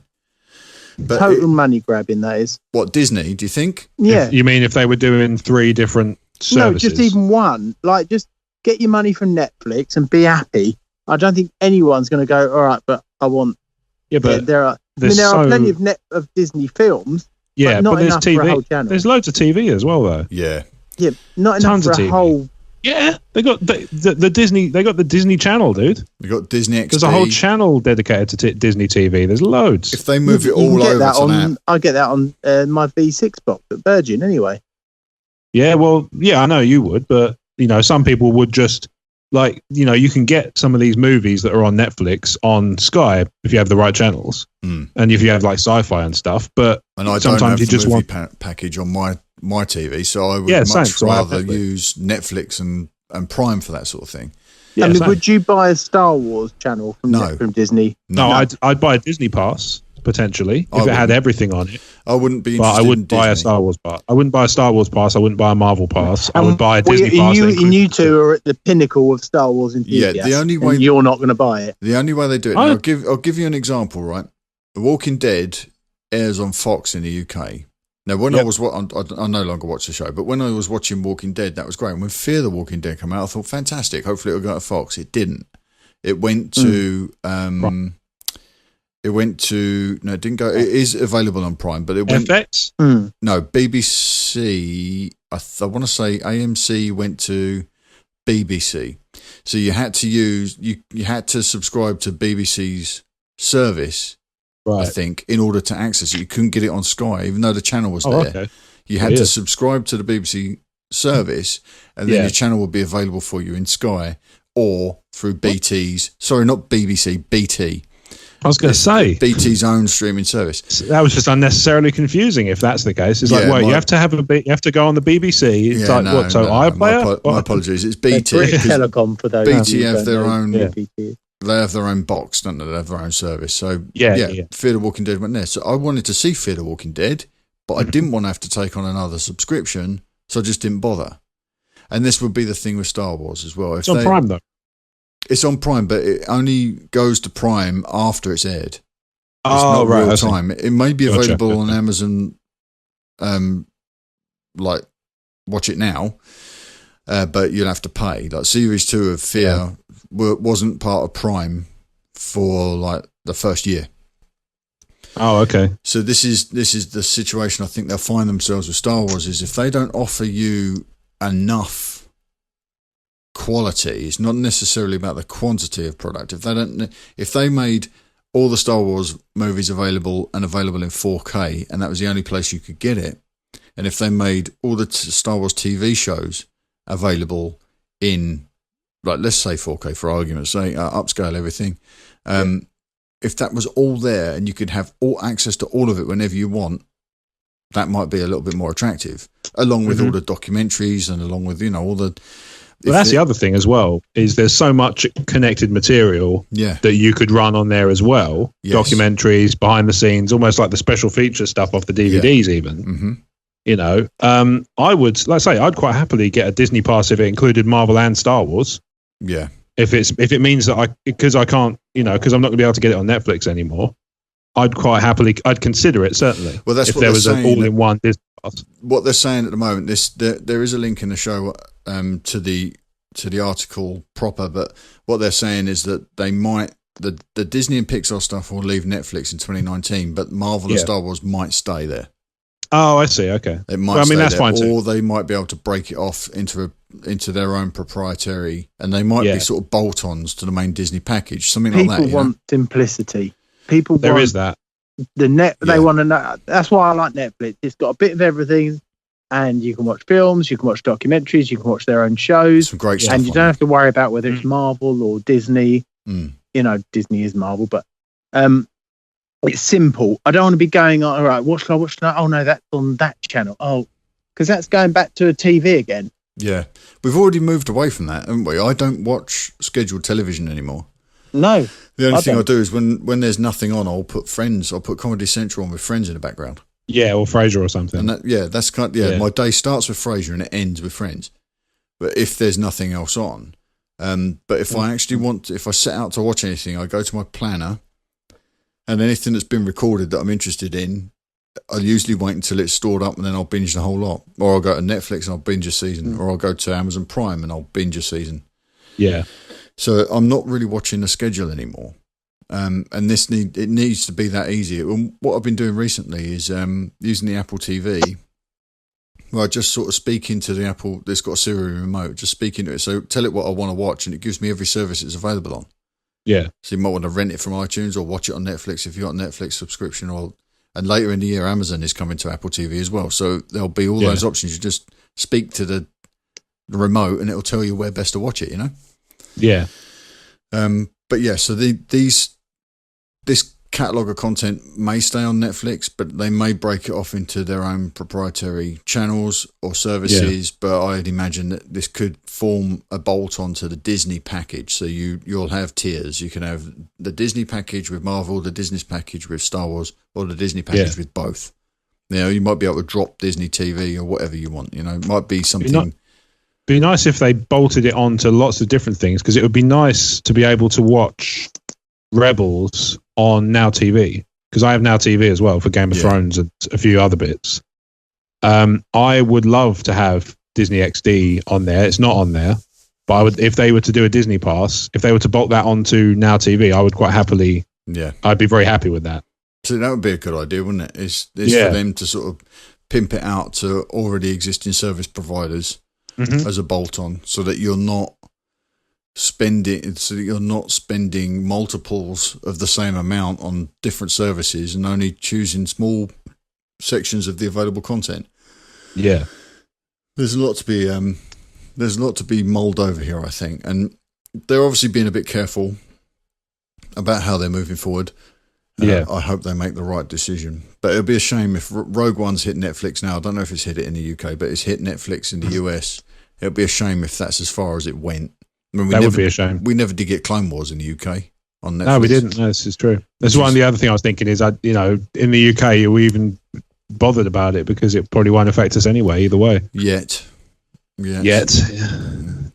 Okay. All right. Well, I thought that was an interesting story that came out earlier this week, but let's get on to Entertainment Weekly's Last Jedi coverage, because, goodness me, Anthony Breznican has really done some work this week in blowing the lid off this new movie. So we've got tons of new images. There's loads of lovely shiny images in the show notes. So this is about The Last Jedi. So be warned, there are potential spoilers here. So if you are trying to stay dark on The Last Jedi, then you might want to jump out now. The only thing that follows, I think, is Han Solo as well. There's a little bit of news about Han Solo this week. So if you are trying to stay spoiler-free, you may want to drop out now and we'll catch up with you next week. Okay. So you have been warned. All right, the first thing that comes up. So loads of images and news came out of VW this week. First up, the Praetorian Guard. Omer hit a wonderful theory in the VIP group about the Praetorian Guard this week, which was in there about 12 hours before this news article came along and proved him to be absolutely right. Spot on. So the Praetorian Guard are Snoke's bodyguards. And they do not leave his side in the movie. So Snoke will remain a mystery as far as we can tell in The Last Jedi, from what Rian Johnson was saying. Okay. He said that we will only learn about Snoke what is prudent to the story of The Last Jedi. So a bit like The Emperor, where only enough was revealed about the Emperor to service the story, and it wasn't an info dump about that character. So we probably won't learn a great deal about Snoke and his origins in this film. It's only what's prudent to the story of The Last Jedi that we will learn. But Snoke will be completely performance capture. There will be no puppet. Okay. We had heard that they were building like a 7 foot tall puppet, which we speculated was going to be like perhaps like a kabuki type. What is this, thing. mocap, or is it Performance actual capture? makeup?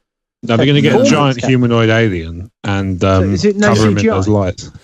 It's CGI, completely CGI, Overlaid. but it is the performance capture technology. So it's where Andy Serkis will be on set, Yeah, in a tracking body stocking. So they'll be reacting to so him. mocap. With the cameras, not mocap, Yeah. it's performance More- capture because it has the cameras that map the face as well. So that Oh, I his see what you mean. performance, Yeah, hanging in front of his face. yeah, and then his performance is completely mapped onto Yeah, the I see. Snoke model. Yeah. So Oh, it's not cool. exact. It's not precisely musical, not precisely mocap, but it's not a million miles off. Mocap is just the Just the movements, movement. and then the facial expressions are all keyframe animated. This is like, there will be some keyframe stuff in there to tidy things Cool. up, and the translation between the facial maps of the human to the creature sometimes aren't exact. So they use some keyframe there to translate that, but this is for the most part the movement's going to be transported across from Andy onto the digital model, which I think is really exciting and very, very bold as well. They're obviously quite confident in what they're doing here. Yeah. There was a puppet, or there was a maquette built, a large maquette built that they had on set for lighting reference, Right. which they do an awful lot of anyway. So you know where to place the specular highlights on the model in Right. post-production.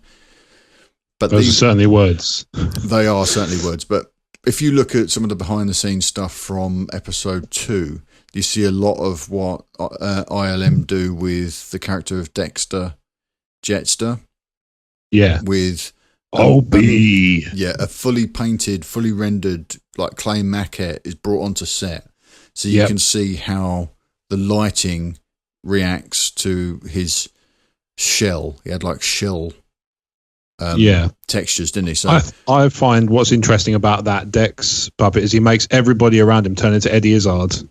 yeah, Because when Obi-Wan said, "Hello, Dex," it's brilliant. Force, yep, Jedi. And he was also wearing makeup as well, which I thought was This is it. There you go. See, disquieting. So yeah, these are the Praetorian Guard. This looks awesome. they're pretty cool, aren't they? The drawings did not do these guys any justice at all. No. So they're definitely going to see some action, and I have a very, I have a solid theory about what that action will be. Okay, I have a cool observation. It's only a little thing. Go ahead. So in this picture, it looks like both the guards have got different length staffs. Yeah, they look very, and if you look, the helmets are slightly different styles. Oh yeah, that is. One has a interesting. slight, there's some individuality to them. Yeah, Maybe they have different functions, but yeah, you're right. The staff seem the core weapon is the same, but there's a slight kind of slight difference in tweak scale. to the difference in size. So maybe they're trained in different disciplines or fighting styles, or maybe they just suit different. It's a personal preference kind of how long the staff is. MSW sort of suggested there might be some sort of nunchuck-like weapon as well that one of the Praetorian Guard use. I did theorise that perhaps the Praetorian Guard were in fact the Knights of Ren, and this is where the Knights of Ren go when they are about to, they leave Kylo's order and they get promoted almost to Snoke's side. but I suspect the action they see will be against Kylo Ren. Okay. And basing this on the Return of the Jedi, the excised material from Return of the Jedi showed Vader arriving on the Death Star for an audience with Palpatine, and the Red Guard wouldn't let him pass. They blocked his path and used the Force. Like he used the crush your throat thing on both of them to get past. Now, I think that this might be an extension of that. So Kylo rocks up to see his master, bearing in mind he's been summoned, and these guys still have at him, and he has to fight his way through just to get to his boss. That'd be pretty awesome, wouldn't it? It would be pretty cool. That would really be cool. Really dark side, wouldn't it? If these guys don't just stand there looking awesome, they are. I kind of like the idea, actually, that they do that with no explanation whatsoever to the audience until afterwards. Yeah. That would be pretty cool. If they just, like I say, if he just kind of, he's sort of walking through and he's on his way through and they sort of just lunge at him and he has to fight his way through. And then at the end, they kind of, a bit like, you played Force Unleashed. Yes. Steve, I know you have. Yeah. The very beginning of the game where Starkiller's fighting what's supposed to be Obi-Wan. Yeah. And he just gets attacked out of the blue. Like and then Koto. afterwards, and then it's revealed afterwards that it's the robot. Mm-hmm. Yeah. But until then, it's literally he just jumps out from behind some boxes and starts attacking him. Voiced by the wonderful David W. Collins. Oh, is it? That droid is, yeah. Oh, nice. So I love these guys. I love the idea that that's the situation that Kylo ends up when if he gets summoned to a meeting, he's like, oh God, I've got to fight those guys again just to get there. And we saw in the BTS reel, we saw Adam Driver sparring with a couple of guys with staff. Yeah. So it could fit. Fits. It fits. They're the hoops he has to jump through just to see his governor. But I love these. What do you think of these designs, Steve? Yeah, I want to know. They obviously, I can't see out those things. Was the Praetorian Guards in Return of the Jedi the same? The Red Guard in Return of the Jedi had black visors over their eyes. Yeah, these have got nothing, have they? These have got nice, but these are like little ribbons. The face shields, they're like little ribbons of you metal. Can see through so they're between them. Yeah, you see more information from inside out than you see outside in. Oh, it looks solid on this picture that I'm looking at. The way it's lit, I think. But yeah, they're like louvered almost. Oh, I see. Great design. That's why they've got a grey, like a dark red tinge because it's mixed with black. I like the idea. We were saying about the unique design of both their armour and their weaponry. It kind of fits with the Knights of Ren. So I wonder if they are a direct port across. Yeah, from the Knights to the Praetorian Guard, but kind of cool. Very nice. I like it a lot. A couple of other images to look at. These are very, very interesting. So these are the creatures of Ahch-To Island. The Porgs, which we've all seen and fallen in love with, and the Fraggles, and some new characters called the Caretakers. Caretakers away. Now we'd heard of these. Do you remember me saying previously about some amphibious nun that we'd heard about on I think it was MSW that had spoken about it at length. Yeah. This is them. Yeah. And now these are absolutely new to me. We knew about the Porgs. We knew what they were, and everyone saw them in the BTS room and fell in love with them. We all think they're gorgeous. But these things, apart from the reference to an amphibious nun, I had no idea this was coming. Yeah. And so these are the people that keep they keep the little dwellings on Ahch-To. They keep the temple in good order. And also, we suspect they may actually be sort of subduing Luke's presence, hiding Luke's presence on the island, perhaps. Yeah. What do you make of these images, chaps? Especially this one of Chewie and a Porg. Chewie and the Porg kind of backs up my idea that they get where they're not allowed to go. Yeah. That tribbles. Because it just ends, one of them just ends up on the ship and then it's just stuck with them. Yeah. Someone else mentioned tribbles as well. Mega Porg. Yeah, they're in space. That shot on the left, they're in space there. That looks very, So he's obviously stowed away. Maybe not deliberately. Maybe he's just like Tribbles. He just got into one of the sort of, into one of the vents. Which would be nice. And it would be, because neither one would probably speak basic, there's probably going to be a fair bit of comedy of them just kind of, making noises at each other, which could be quite amusing. Because Chewie's good for those sort of comic relief. He is good for that, yeah. There's also a children's book coming out called Chewie and the Porgs. So there will be... there is? There is some story, some connection between those two groups of characters for the movie. This, initially, the image on the left of Chewie with the Porg on the dashboard of the Falcon, I really didn't like it. That's the first thing I thought was, I'm a bit concerned about these Porgs. Now I don't know what I was thinking because I absolutely love it. And I think this little Porg is just fantastic. And I do think they're going to fulfill the sort of Ewok function in this movie. Maybe not fighting off like an invading force, but who knows? Maybe they are going to be an asset if the Knights of Ren rock up. But I kind of, they really are growing on me. And Chewie does, the action figure of Chewie does come packed with this Porg as well, so perhaps he'll have a life debt to the Porg. All right, let's move on. The EW piece also explained that The Last Jedi will touch on mythical history in Star Wars without deep diving.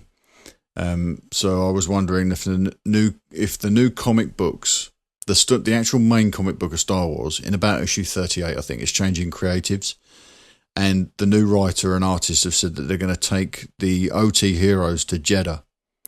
So that's going to feature quite heavily in the story of the main Star Wars comic book run, that Luke's going to go to Jeddah in search of some, and this will be sort of in the OT timeline. He's going to go to Jeddah in search of some sort of Jedi relics or something.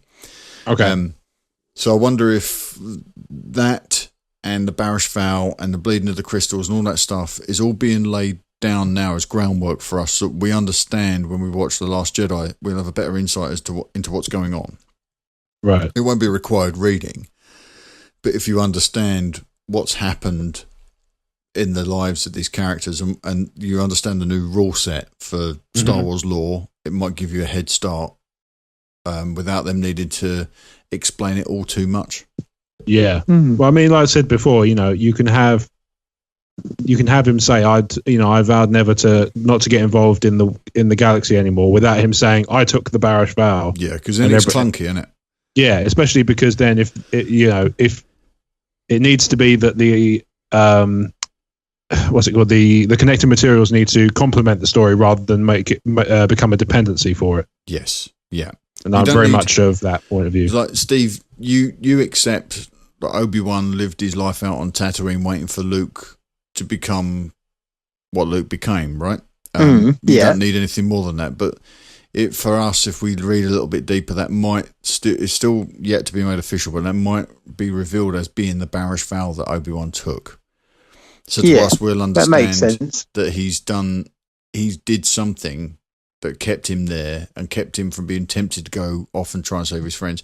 And it will work the same now for Luke. If that is, in fact, the vow that he's taken and he's sat on Ahch-To meditating on this vow, that would have helped him. But who was Luke protecting on Ahch-To? No, not the same. Not the same thing. There's in the Darth Vader comic book. There's a character in that who I think his name's Karik Infilar. He's a Jedi that went off and was doing. He was on a planet on his own. Well, not on it. Not he was the only Jedi there at this temple. He had a droid with him as well. He had taken the Barish Vow to stay out of galactic events when the Jedi Purge happened. He'd already taken the vow, but when the Jedi Purge happened, he remained there. He wasn't protecting anybody. He just vowed to stay out of galactic events for whatever reason. So it's not like they need to be doing something whilst they're there. For Obi-Wan, he had a reason, which was to protect Luke, but I think he would have taken the vow so that would have motivated him. That would have been his discipline for staying out of galactic events, even though he was needed more than ever, if you see what I mean. So I think this will help explain why Luke's made this decision, even though Leia's desperate for his help and his friend was murdered by his son. Luke's vow is enough for him to stay there. It's like your veganism, Steve. That helps you. It gives you the strength you need to not eat a juicy hamburger. But it'd be very easy to go off and eat a juicy hamburger, wouldn't it? But I can now. I can have Beyond Meat. Yes, I saw that video, actually. That's very impressive. It's freaking amazing. Yeah, I know. You're. Is that the one? Is that the one that's really, really cool, but really, really expensive at the Adam moment? Savage from Mythbusters that is one it is phenomenal. I have to say. Was that your brother-in-law that Yes. was eating it? Yeah, because he is a dedicated meat eater and he really liked it, didn't he? Yeah. I thought, okay. No, he doesn't like it. Oh, it's not what I was. It's not what I was thinking of. It's a really amazing. But yeah, it's like these are the things that give your decision, gives you the strength to honour the decision that you made. So for Luke, he decided to sit out galactic events. He probably made things worse than he needed to, and he's taken this vow in order to discipline himself to make sure he stays there. So, this expanded storytelling stuff that gives us what we need to understand Luke's motivations, and they don't have to waste any screen time on it in the movie, which is what I mean by it won't be doing any deep diving. Now, people that don't need the explanation will just accept it at face value, and the people that do need the explanation would have picked up on it in the expanded materials. So it becomes this two-way street. If you don't need the explanation, it's not going to be there. But if you do, you've already got it because you're that invested that you're reading, and that way everyone's happy, right? You don't go in there with a reading list of things that you need to cram just to understand. Everyone's a winner. Movie. Yes, indeed. Okay. In addition to that, a couple of really tasty reveals in EW that have gotten my mind racing. So this is a comment from Marc Hamill about Luke. So Luke made a huge mistake in thinking that his nephew was the chosen one. So he invested everything he had in Kylo or Ben, much like Obi-Wan did with the character of Luke. But there's more to it than we know.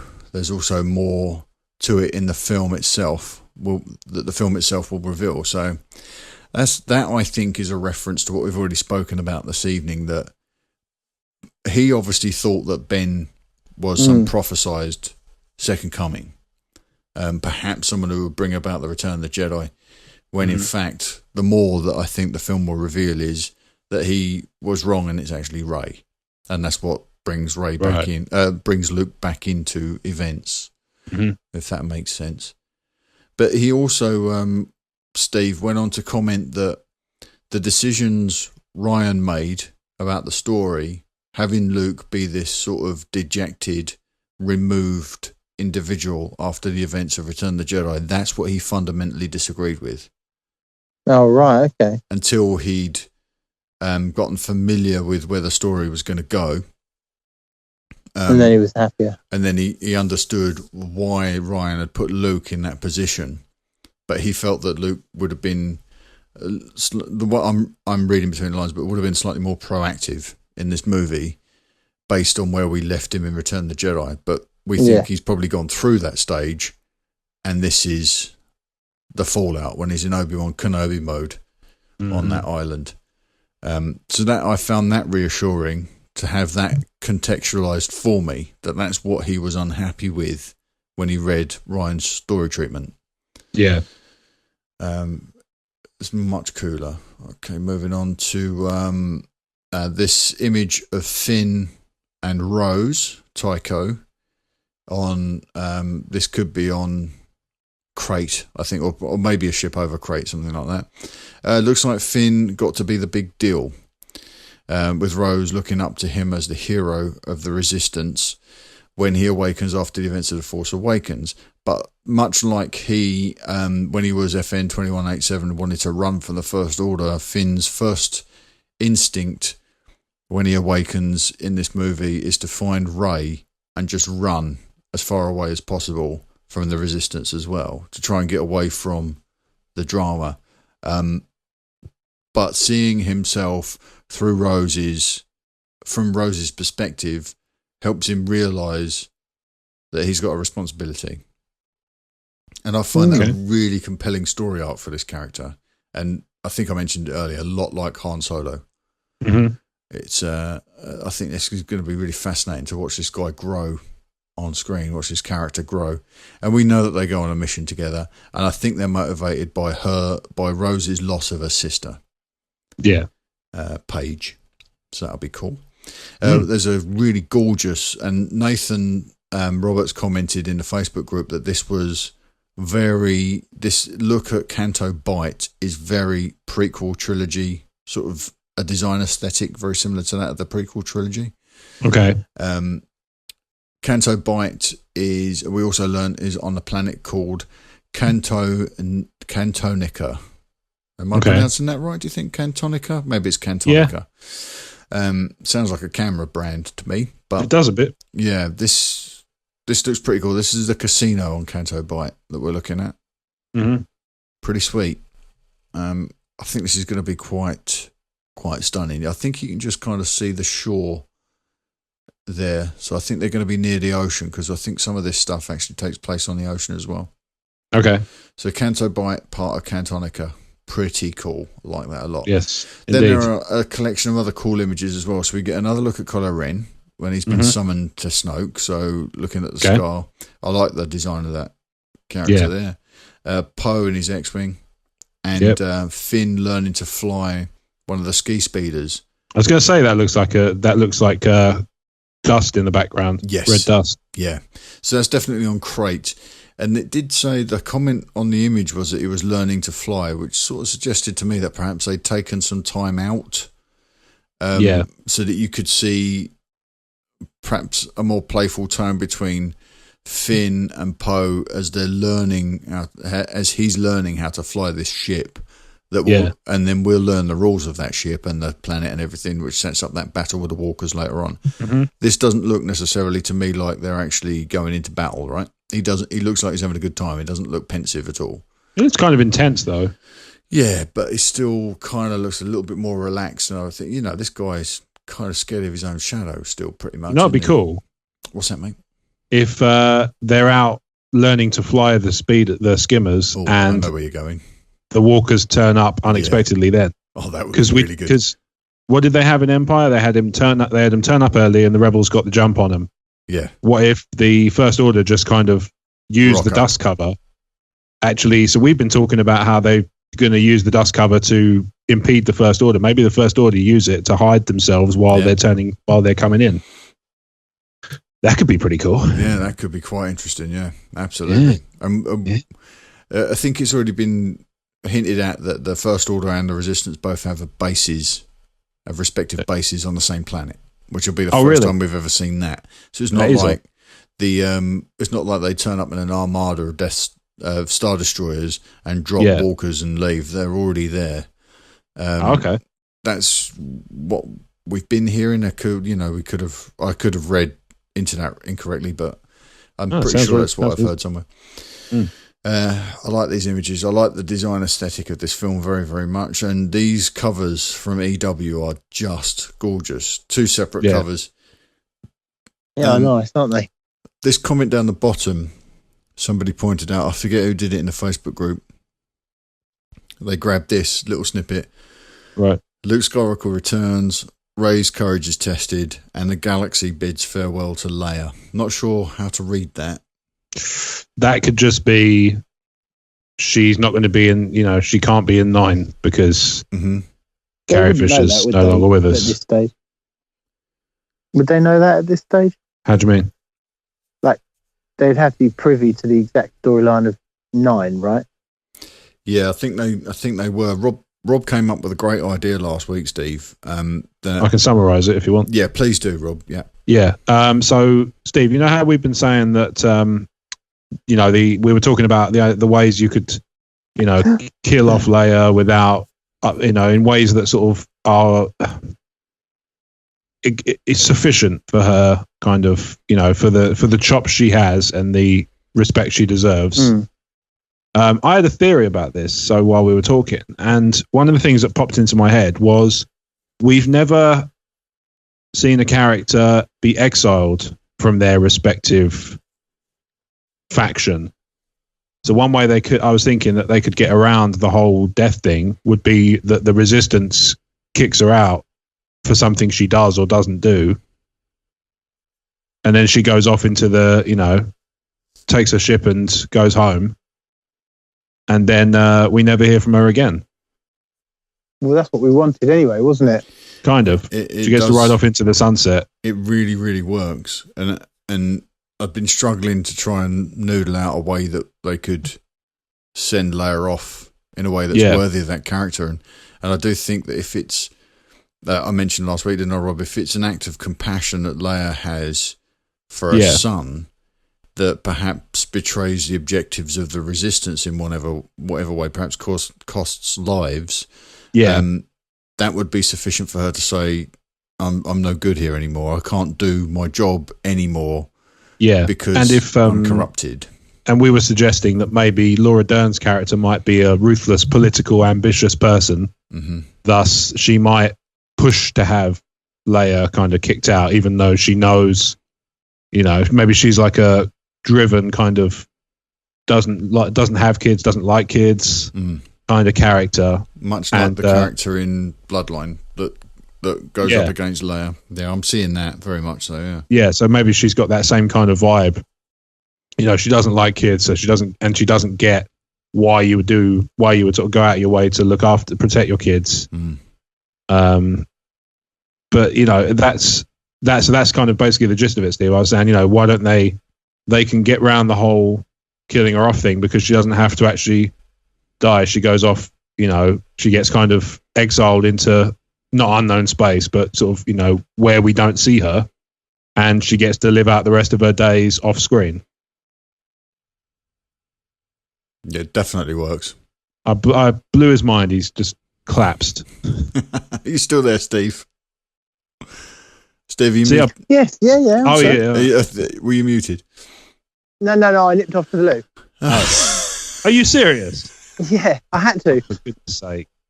I just gave you gold, man. Just No. I had to. My lead. I had to put the battery in, so my lead didn't reach. So I had to take off for a minute. Yeah. Oh, okay. Yeah, to give gold as well. Give me gold again. I gave you the gist. So Leia gets exiled from the Resistance for something she does or doesn't do. Goes off into the sunset. Gets to live out the rest of her days off screen. And we like that. I'm fine with that. Yeah, I'm still fine with on-screen death, but in ship. To be clear, because I still think that's not personal. She doesn't have to be depicted on screen with that happening to her. No, but you can absolutely have her on a ship that blows up, and Star Wars gives you that freedom. Yeah, artistically. Yeah. This is what I have a problem with, not through any idealistic position, but it's just she was intended to be a part of 9. They haven't altered 8, so those two things don't add up to me. Yeah, well, this is interesting because on latest Tumbling Saber, they covered this, and Corey said it in those exact terms. Mm-hmm. She doesn't make it. The 8's unchanged, and she's supposed to be a big part of 9. That doesn't work. That doesn't gel unless she's an important theme or an important part of Episode 9.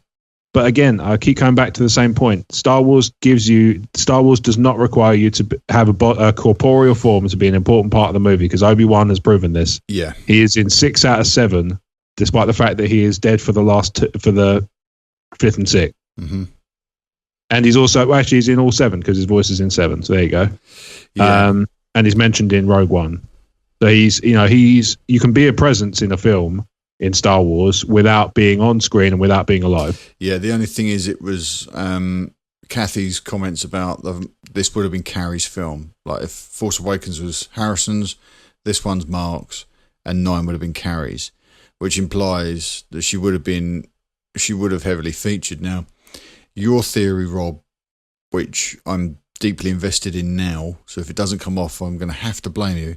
This is the Exile one, yeah? The Exile one. That really works, because if 8 remains unchanged, you can have that story play out where she allows her compassion for her son to be the undoing of the Resistance in some way, and that's when Holdo, I have real trouble with that name, Holdo, Laura Dern's character, she basically outs Leia as being ineffective now, and expels her from the Resistance, and that's when Leia goes off saying, you know what, I have no use now, I have no value anymore, I can't do what needs to be done, clearly, much like Luke would have done when he fouled with Ben and he went into hiding on Ahch-To. Then I think it gives room for a major return just when she's needed in 9, when she can rock up with an armada, perhaps with Lando. And that was the original plan. That would be the original intent. So you get that character to go off the way Han was taken off in Carbonite at the end of The Empire Strikes Back, and then you get her to come in screaming in when she's needed in Episode 9 with a huge armada, Lando by her side. Now they'd have to do it a different way. Now they have to rewrite and address that completely, because obviously she's not going to be able to do that. You could just leave her. This, to me, your idea of exile works because you could just leave the character there. So you could say, I am no longer of any value. Or you could have, if it does come back in 9, even if she does come back in 9 with a huge armada, you don't have to have her on screen for a huge amount of time. You can just have a very obviously, like the bit I wanted from Rogue One, where it's just the back of her. Yeah. Just her in that same outfit that you see from behind in the what do you see? Yes, yeah. That same kind of shot, just from the back of you see her on the bridge of a massive ship, and you can see into space, and she joins the battle, and you see her from the back, and that's all you see, and that's all you ever see. And then you go, oh, cool, that's Leia, and you lose nothing. Yeah, and I think that in a way, I think that might call attention to itself and her absence a little bit more than it needs to.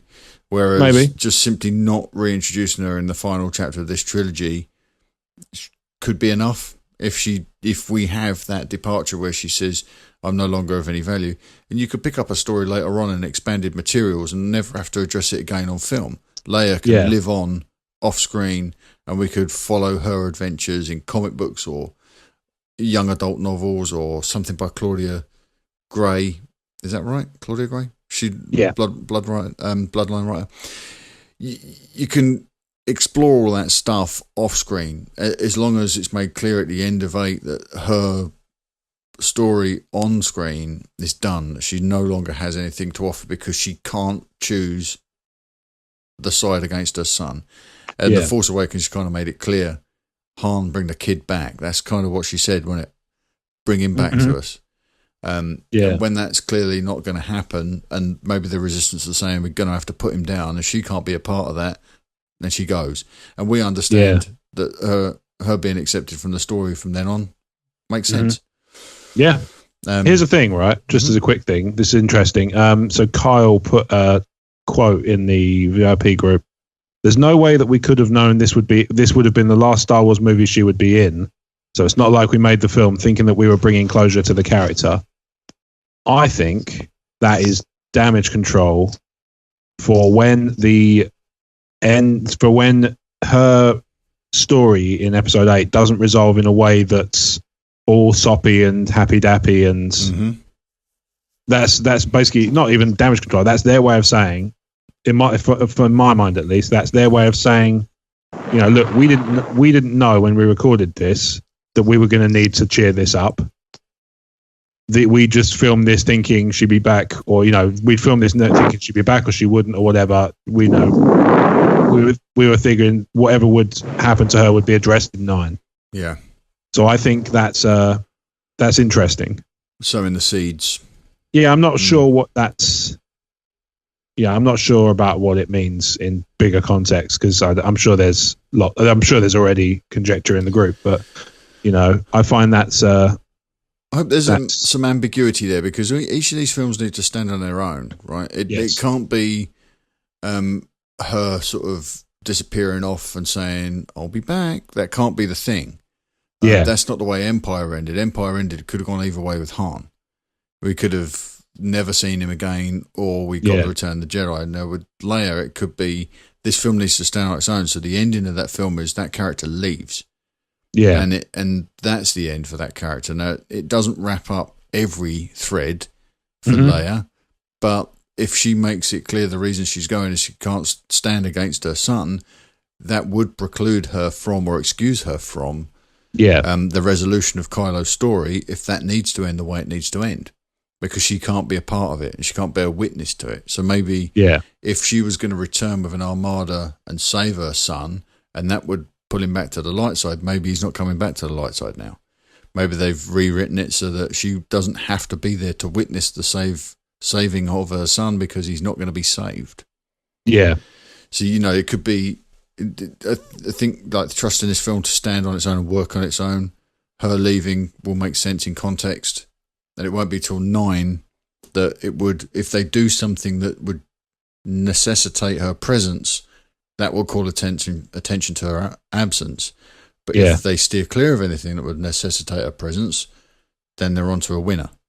Mm-hmm. Because then she won't be conspicuous by her absence. So, yeah.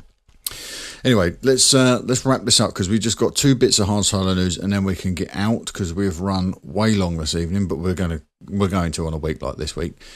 So Donald Glover made some comments about the Han Solo, the untitled Han Solo movie. Some of those comments were Lord and Miller shaped, and some were Billy D. Williams shaped. So, on the Lord and Miller firing, he said, "To be honest, I don't know exactly what happened. I feel like I was a baby in the divorce, or the youngest child. The oldest child was like, we know what's happening, but we're going to keep you out of it." So I think that's kind of interesting. He did go on, we're going to get to it in a second, and made some other comments about how it feels to be on set now after those guys have left. But we'll get to those in just a sec. But Donald also spoke about talking to Billy D. Williams about developing the character of Lando, and the original trilogy hero said to him, just remember to be charming. Now, this article actually reads a lot better than this little snippet that I've cut out here. But basically, what he did was he laid out this huge plan to Billy D about where he thought Lando came from, what helped motivate Lando to get him where he was when we meet him in Empire Strikes Back. That he'd seen a lot of stuff from a distance, thinking this is out of reach for me, and that motivated him to get himself in gear and put himself in a position where he could attain those goals. And he actually made the argument to Billy and said, "This is where I came from. I saw what I wanted, and I had to find a way to make it happen for myself." So Billy D. Williams just listened to everything and said, "Yeah, but just remember to be charming." I don't know about all that, he says. Just remember to be charming. Now, hello, what have we here? Initially, that seems to me that it was unnecessarily dismissive of Billy D. Williams. Yeah, and in that quote in isolation could come off that way, I think. And it did seem to me at first reading that it called back a lot to Billy's comments about, well, I'm the only Lando. There should never be another Lando, Seems like that, doesn't it? It does seem like that at face value, but when I was thinking about it, I thought, well, this is also a guy that went to extraordinary lengths when he was building the Lando character. He looked at the name Calrissian has a very specific meaning. I think it's Algerian. Okay. And he went into that and delved into that and thought, what does that mean about this character? So Billy did a lot of character building from the inside out when he invented the character in The Empire Strikes Back.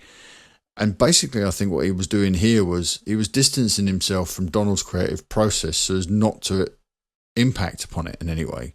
Not to say, no, I think you got that wrong, or no, you're on a different wavelength to me when I built it. I think he was just respecting Donald Glover's creative process and just kind of saying, just remember to be charming. Yeah, because to him, he would never have... Back in those days, you acted to put bread on the table. You didn't spend weeks and weeks investigating canon and trying to find out what Lando was like as a person. And it's like, okay, be charming. You're a bit of a wheeler dealer, charmer, politician type person. Okay, I'll go with that. And that's it. That's your whole preparation for the part. In a way, yeah. But there wasn't any canon for Billy to sort of deconstruct and work his way through. There weren't no. That's terrible grammar. There were time code that out. It's disgusting. There were no expanded materials for him to reference. He didn't have to fold any of that stuff into what he was doing when he was building the original Lando Calrissian. But I do think there was more to it than just this was just a paying job for Billy. I think he really did build a character there that was more than just a sexy smile and swagger. There was something more behind that character for him, but he didn't have to consider this thing that Don Glover's got to consider. He's not inside this giant monster the way Don Glover is. So the challenges are a little bit different for them both. But I do think that, or I've chosen to believe anyway, that Billy D. Williams was maintaining some distance from Donald's creative process so as not to pollute it in any way with his own. Mm. Because how much of a bummer would that be if you rock up in front of Billy D. Williams and say, "This is my view for him," and he say, "No, you're miles away from it. You're wrong." That's devastating. That's devastating. Mm. But yeah, it did. Yeah, I don't think that's what. Yeah, I don't think that's. I think it's clear. It's like It's still doing nothing for me, this film. no, Nothing at all. okay. That's a shame. I mean, I need to see a trailer to get enthused, I It's think. really got my. I think Ron Howard is doing such good work over there. Yeah, that might be the saving grace. It's really all this social media stuff he's doing. It's really got my juices flowing for this movie now. I'm really keen for it. I can't wait to see what comes out of his Twitter feed next. You know, we can move. Let's just go over Donald's comments about Lord and Miller leaving, and then we'll move on to this quick picture of from Ron's Twitter feed. So Donald went on to say, and he was somewhat uncomfortable about elaborating on the departure of Lord and Miller, but he acknowledged that the change on set has been dramatic in terms of tone and in terms of the vibe on set. He says, Ron is such a legend, and he knows exactly what the vision for what he's doing is, but Phil and Chris hired us, so you sort of feel like, I know I'm not your first choice, and then you worry about that. So I think what Don Glover's trying to say here is maybe Ron Howard wouldn't have hired the actors for these roles if he was on it from the start. And so a certain amount of confidence that came with being selected by directors and then working for those directors goes when a new creative comes into that role. Do you not think? Is that what he's saying here? Well, yeah, but who would Ron have hired? He might have hired the same part for all we know, same actors. Yeah, he may. Yeah, he I think may that's well all it is. I think that's all it is. It's like you can't be sure things would have gone the same if it was Ron in from the beginning, so it makes him insecure. Maybe he would have done Anthony and Gruber. No, Well, I think not for Lando. No, not for Lando. No. he's not. When the guy's He's pretty good impression. He's a talented mimic, but I Pretty good finally watched impressions, Age of but, Adeline, by the way. Brilliant film. yeah, good is it? Yeah, Yeah, it's he it's on seems like a Netflix. pretty good. He seems like a pretty good impressionist, but I don't think he's quite that good. We've all got a decent Lando in us, but I mean, we're probably not going to pull that off on screen. He, No, not without some oh my. performance capture. Wet White. Yeah.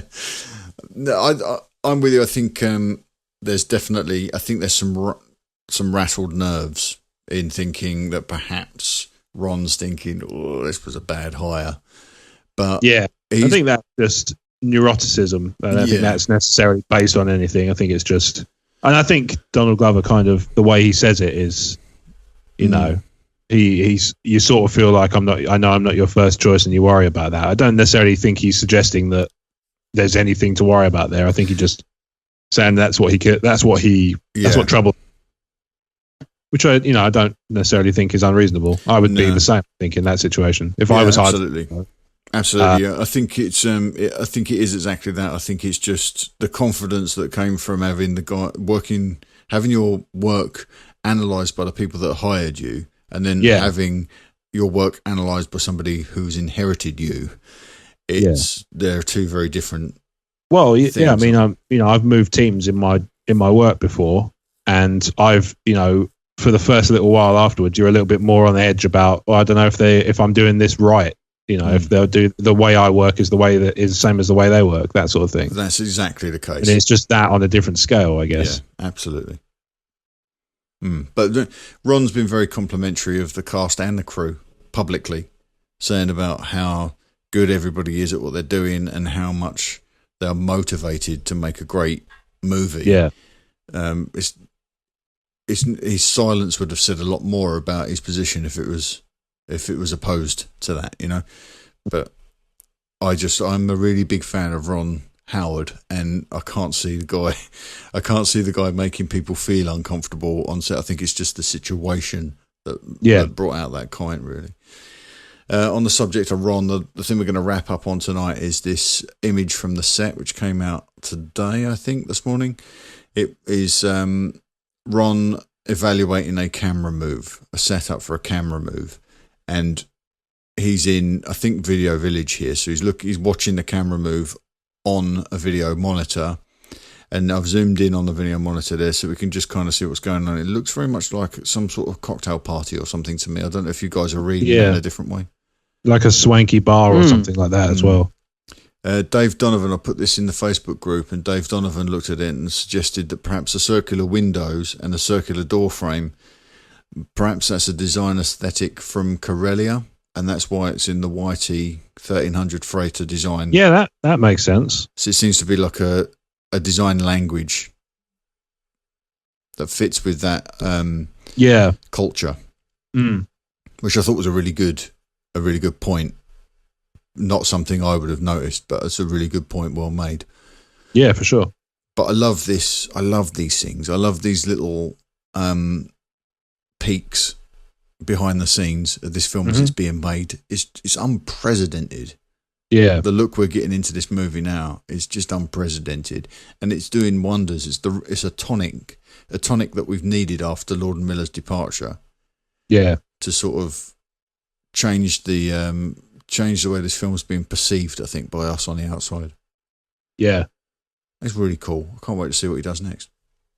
Indeed. Let's hope he can not only repair what hasn't been done, but repair what has. In terms of damage? Because he can't reshoot the whole movie.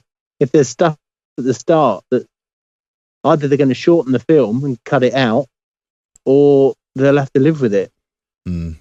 I think it'll be okay. I think so too. I think at the start he sort of evaluated what they got. I think he knows. I think he went into this knowing that he had a shot list, and if he had to make stuff up in principal photography, I'm sure he's found a way to schedule that in. And then they got the luxury of pickups. Once they get a rough edit together, they've got the luxury of pickups later in the summer. Yeah, that's true. They picked the right guy, I think. And I've said this before. I really like Lord and Miller. I've got a lot of respect for him, and I think they are professional filmmakers.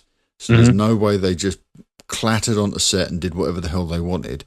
I'm reasonably sure that they got the coverage that was required by the production, and then they picked up extra stuff that wasn't necessarily in keeping with the tone of the first footage they shot. So, and by that I mean take one would be for the script, and take two is theirs. Just do something playful, and then take three, just ad-lib. And I think that Lucasfilm were concerned about the lack of coverage because they're spending more time doing this, playing a bit of jazz with the production, but I'm sure that they got the coverage they needed for Ron to work with now. Yeah. Because they're professional filmmakers, they're not idiots. So they would have got what's required in terms of coverage, so they can do a rough assembly of the film, but perhaps they were worried about a lack of options going forward, and whether or not the film would make it out of the edit suite the Lucasfilm approved or the Lord and Miller preferred cut. Yeah. So decisions were made, I think, but no one, I think, is suggesting that Lord and Miller were idiots and they didn't know what they were doing. You know, not at all. These guys got the coverage they need to make a good film. So. Yeah. Right, I think that's us done, is it? Guess so. Excellent. Episode 82 in the can. That's a big breath. Thank you and it's followed by a sequel. Steve's gone outside to celebrate. Steve, take the microphone out of your nose. Sorry, in my mouth. In your mouth. Right. Thank you for listening to Talk Star Wars again this week. Don't forget to head over to iTunes and leave us a 5-star review and take advantage of our Ron Burgundy guarantee. Whatever you write in there, we'll read as long as it's clean. So if you want to promote something like a blog or a podcast, that's the place to do it. You can also email us questions and comments to talkstarwarsinfo@gmail.com, or you can reach out to us on one of our social channels, Twitter, Facebook, YouTube, Instagram, and many, many more. So with that said, chaps, where can people find you between episodes? Go, Steve, go. I'm on, me, Wild About Nature on YouTube and Twitter. That's me done. Splendid. What about Happy Tats, Steve? Oh, yeah. If you want a nice Christmas or birthday present and some money goes to charity, I'll make you an animal habitat or solitary bee habitat or whatever, and you can go on my Twitter and see the latest ones. I've only done 3 officially so far, but it's come along nicely. Awesome. Nice work, mate. Rob, where can people find you? So you can find me on Twitter and Instagram at RobWadeVision, and you can find everything I do that's not Talk Star Wars at emotionally14.com and emotionally14 on Twitter, Facebook, YouTube, and iTunes. Splendid. Boom. You can find Paul at moviescorenews.com, or he's on Twitter at moviescorenews. You can find everything I do at talkstarwars.co.uk, and I'm on Twitter at talkstarwars. And you can find everything else that goes on our network at starwarscommonwealth.com. If you stick around, there's a promo for those other wonderful podcasts. We will see you guys next week. I don't think Paul's going to be with us next week, but next week should see the return of Connor. Okay, everybody, have a good week, and we'll catch up with you next time. Bye-bye. Cheers, guys. Bye. Talk Star Wars is a proud member of the Star Wars Commonwealth Podcast Network. Find us at starwarscommonwealth.com alongside The Tumbling Saber Podcast, the Generation X-Wing Podcast, the TSW Roundtable, the Skyhoppers Podcast, and the Nerd Room Podcast. Head to starwarscommonwealth.com. Take your first steps to a larger world.